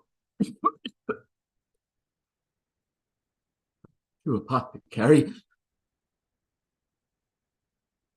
Hey, drugs are quick. Us. With a kiss.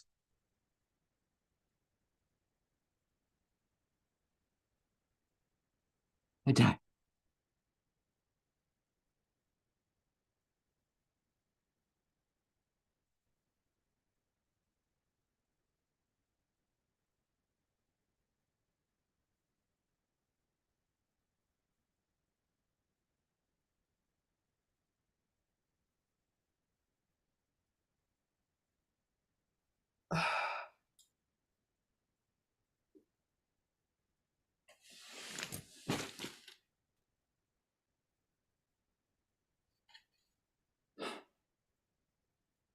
It's here.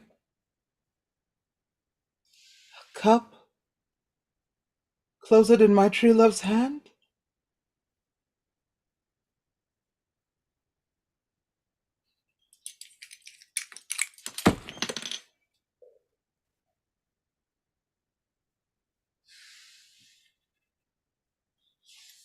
Poison, I see, hath been his timeless end.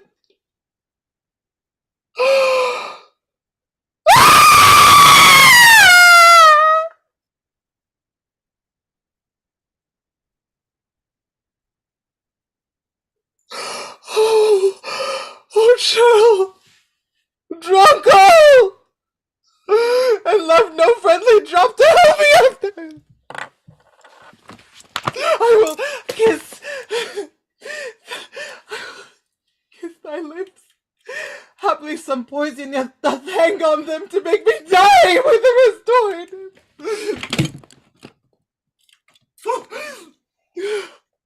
My lips are warm.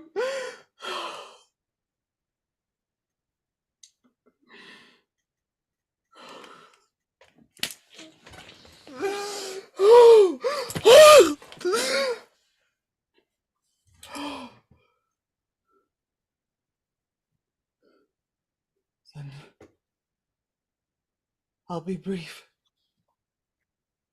Oh, happy dagger.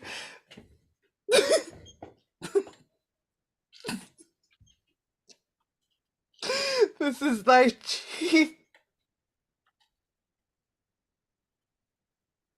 There rust, and let me die. Ah!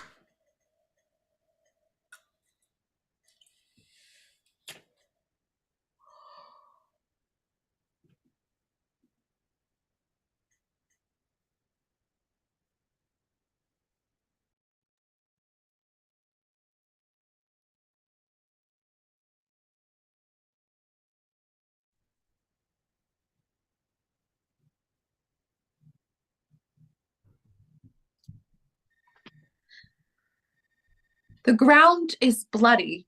Search about the churchyard. Go, some of you, whoever you find, attach. Go, tell the prince, run to the Capulets, raise up the Montagues, some others search. We see the ground whereon those woes do lie, but the true ground of all those piteous woes we cannot without circumstance descry. Here's Romeo's man. We found him in the churchyard. Hold him in safety till the prince come hither. Here is the friar that trembles, sighs, and weeps. We took this matlock and this spade from him as he was coming from the churchyard's side. A great suspicion. Stay the friar too.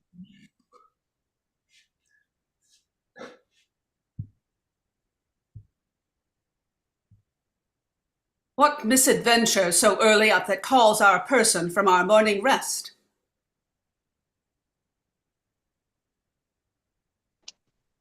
What should it be that is so shrieked broad?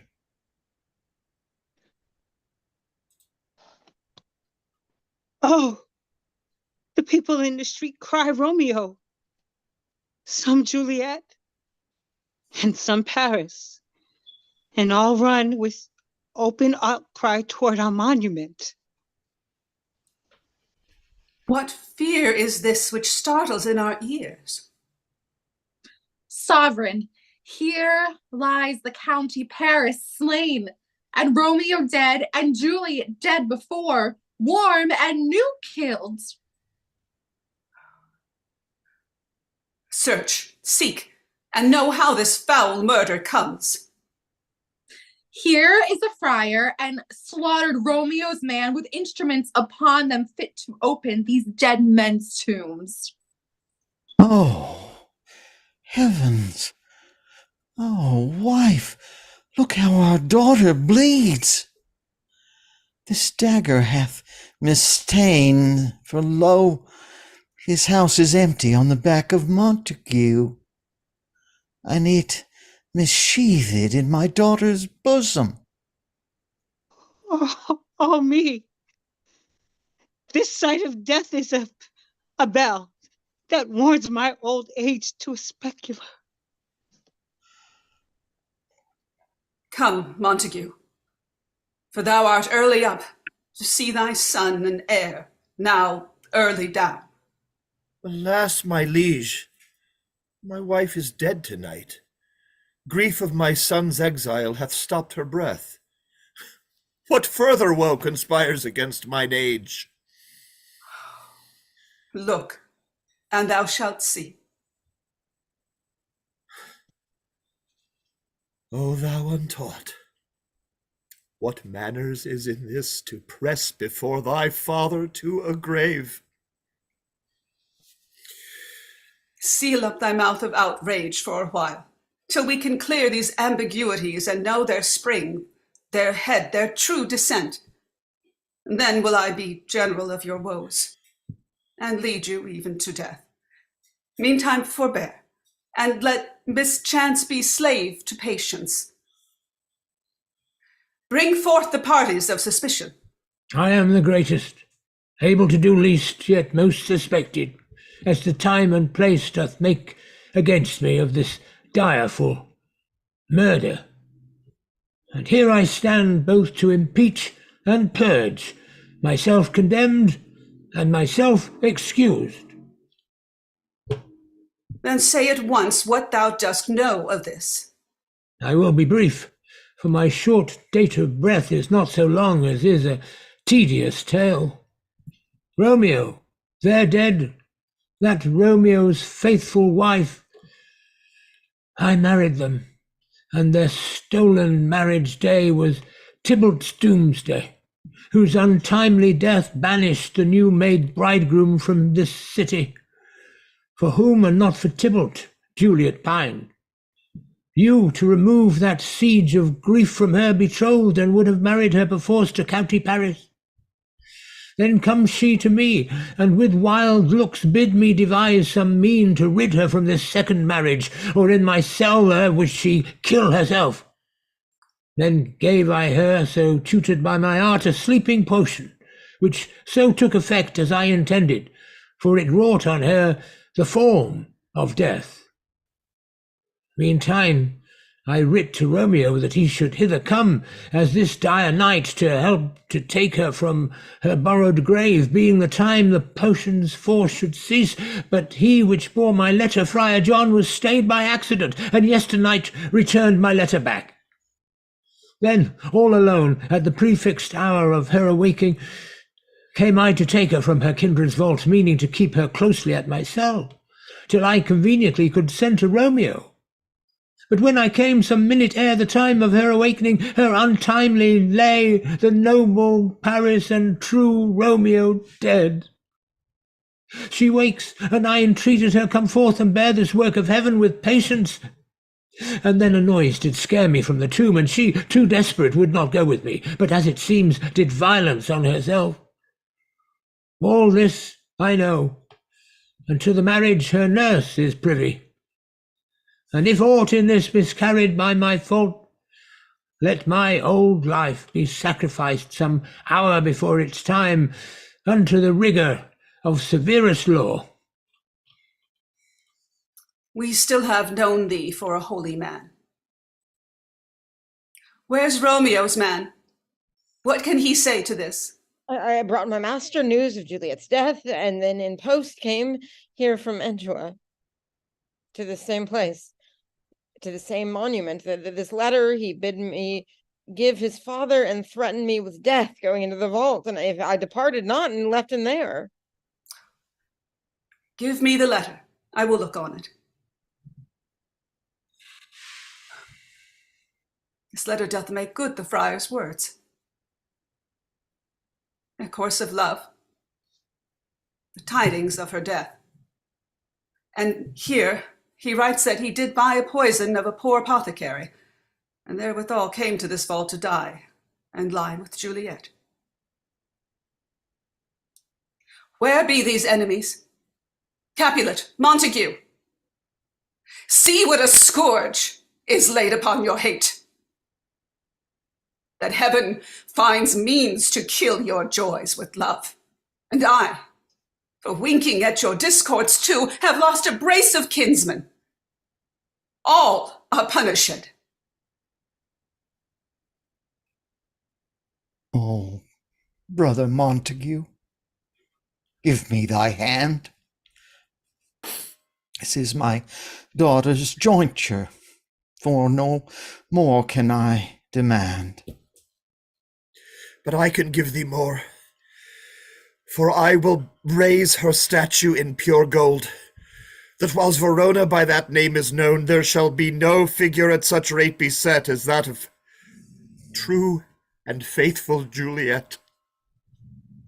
As rich shall Romeo's by his ladies lie, poor sacrifices of our enmity.